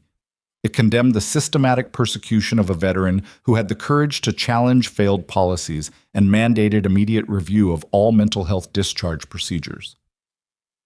Sarah's program wasn't just saved, it became the new standard across every branch of the military. The morning after sentencing, Sarah received a call from the Secretary of Defense himself. "Sergeant Winters, on behalf of the United States military, I want to personally apologize for what you've endured. The actions taken against you represent a failure at the highest levels of leadership." Sarah didn't make it easy for him. "With respect, sir, apologies don't help the next veteran who gets targeted for speaking truth." "You're right, which is why I'm announcing the creation of the Winters Commission, an independent body tasked with reviewing cases where veterans have been retaliated against for mental health advocacy. You'll chair it if you're willing." Sarah sat down slowly. "That's a significant commitment." "It is. But there's no one better qualified. You've proven you can't be intimidated, can't be bought, and won't stop fighting until the system works the way it should." He paused. "Will you do it?" Sarah thought about Marcus Webb's letter, about the diner in Montana, about every veteran who'd reached out to say her story had given them hope. "Yes," she said. "I'll do it." The Winters Commission launched 3 months later with full funding and unprecedented authority to investigate retaliation cases across all military branches. Sarah assembled a team of veterans, legal experts, and mental health professionals who understood both the military culture and the cost of challenging it. Their first investigation uncovered 17 cases where soldiers had been pushed out after reporting mental health struggles. By the end of the first year, they'd reinstated 12 veterans, reformed discharge procedures, and created new protections for service members seeking treatment. The work was hard. The bureaucracy fought them at every turn. But Sarah had learned how to fight bureaucracies, and she didn't quit. 2 years after Blackwell's conviction, Sarah stood at a podium in the Pentagon briefing room and delivered the Commission's annual report to assembled media and military leadership. "We've processed 473 cases this year. We found evidence of retaliation in 62% of them. We've secured reinstatements, back pay, and policy reforms that will protect future service members from the kind of persecution that should never have been tolerated in the first place." She paused, looking directly at the cameras. "The military is built on the idea that we leave no one behind. But for too long, we've left behind the soldiers who came home wounded in ways we couldn't see. That ends now. Not because it's easy, not because everyone agrees, but because it's right." The room erupted in applause. Sarah stepped away from the podium and walked past rows of veterans who'd stood to honor her, soldiers who'd survived combat, survived trauma, survived a system that had tried to discard them. Danny was waiting in the hallway, leaning against the wall with his arms crossed, and a smile that said he'd never doubted her. "You've come a long way from Montana," he said. "We both have." "So what's next?" Sarah considered the question. The commission would continue its work. The resilience program was expanding to allied militaries. Speaking requests came in daily from organizations wanting her to share her story. But what mattered most was simpler than all of that. "Next I go home, have dinner with my husband, and remember that I survived long enough to build something that matters. That's enough." "Is it?" Sarah smiled. "For today." They drove back to their house off base, a small place with a yard Danny had turned into a garden and a porch where they watched Georgia sunsets. Sarah had framed photos on the walls now. Her and Danny's wedding. The Marines who'd saluted her in Montana. A picture of Marcus Webb in his dress uniform, smiling at the camera with the confidence of someone who didn't know he had 2 weeks to live. She'd stopped feeling guilty when she looked at his photo, started feeling grateful instead for the time he'd had, and the words he'd left behind. That evening, Sarah's phone buzzed with a message from a number she didn't recognize. "Sergeant Winters, I'm a combat medic stationed in Germany. Just went through your training program. It saved my life. Not in combat. In my head. Thank you for fighting for us." Sarah read it twice, then showed it to Danny. "That's what it's about," he said. "Not the commissions or the trials. That." "I know." She typed back a response. "Keep fighting. Keep saving people. You're stronger than you know. because that was the truth she'd learned through combat and betrayal and a diner shooting in Montana. Strength wasn't about being unbreakable. It was about breaking and choosing to rebuild, about getting knocked down and standing up anyway. Sarah had been knocked down more times than she could count, shot, framed, investigated, attacked by people who should have protected her, but she'd never stayed down. And now she spent her days teaching other people how to do the same thing, how to survive trauma without letting it define them, how to seek help without shame, how to keep serving even when service cost everything. 3 years after Blackwell's conviction, Sarah received an unexpected package. Inside was a medal she'd never seen before. The Defense Distinguished Service Medal, typically reserved for senior officers. The citation read, "For exceptionally meritorious service in reforming military mental health policy and protecting the rights of service members nationwide. Her courage in the face of institutional persecution exemplifies the highest traditions of military service." It was signed by the President. Sarah stared at the medal for a long time. She'd started her military career trying to save lives on battlefields, left broken and certain she'd failed, rebuilt herself in a small Montana town where nobody knew her story, and ended up here, fighting different battles, saving different lives. Not the path she'd planned, but maybe the one she was meant for. That weekend, Sarah drove back to Montana for the first time since leaving. The Mountain Ridge Diner was still there, looking exactly the same. The plaque on the wall still read, "In this place, ordinary people did extraordinary things." She sat at the same counter where she'd been sitting the night Kyle Morrison walked in with a shotgun, ordered the same coffee, let herself remember what it had felt like to move without thinking, to put herself between a weapon and another human being because that's what medics did. The waitress who'd been there that night was gone, retired according to the new owner. The booths had been reupholstered, the jukebox finally fixed, but the memory remained, seared into Sarah's mind like every other moment that had defined her. She pulled out her phone and took a photo of the plaque, posted it to the social media account she rarely used with a simple caption, "Where it all changed, grateful for second chances." The post went viral within hours. Veterans sharing their own stories of second chances. Soldiers thanking her for making it possible to seek help without ending their careers. Family members of service members who'd been saved by the reforms she'd fought for. Sarah read through the comments and felt the weight she'd been carrying since Marcus Webb died finally shift into something bearable. She hadn't saved everyone, couldn't save everyone, but she'd saved enough. And she'd keep saving them, one policy reform at a time, one training program at a time, one veteran who needed to hear that mental health struggles didn't make them weak or broken or disposable. Danny called as she was leaving the diner. "You good?" "Yeah, I'm good." "Coming home?" "On my way." She drove south through Montana mountains turning gold in the autumn light, past the hospital where she'd spent 4 years trying to disappear, past the courthouse where justice had been served twice over. The road stretched ahead toward Georgia, toward the life she'd built from the wreckage of the one she'd lost. Sarah had started as a combat medic nobody knew, became a nurse people dismissed, took a shotgun blast that exposed who she really was, survived a conspiracy designed to destroy her, and emerged as someone who couldn't be intimidated or silenced or erased. Not because she was fearless, because she'd learned that fear was survivable. Not because she never broke, because she'd learned that broken things could be rebuilt stronger. Not because the system protected her, because she'd learned to protect herself and others from the system. The miles disappeared beneath her wheels. The sun set behind her. The future waited ahead. And Sarah Winters, veteran, medic, survivor, fighter, drove toward it with the certainty that some battles are worth fighting no matter how many times you get knocked down, because the alternative is staying down. And that was never an option. Not in the desert where Marcus died. Not in the diner where she nearly did.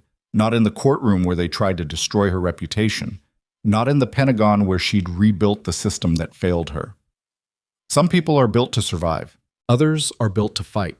Sarah had learned to do both, and she wasn't finished yet.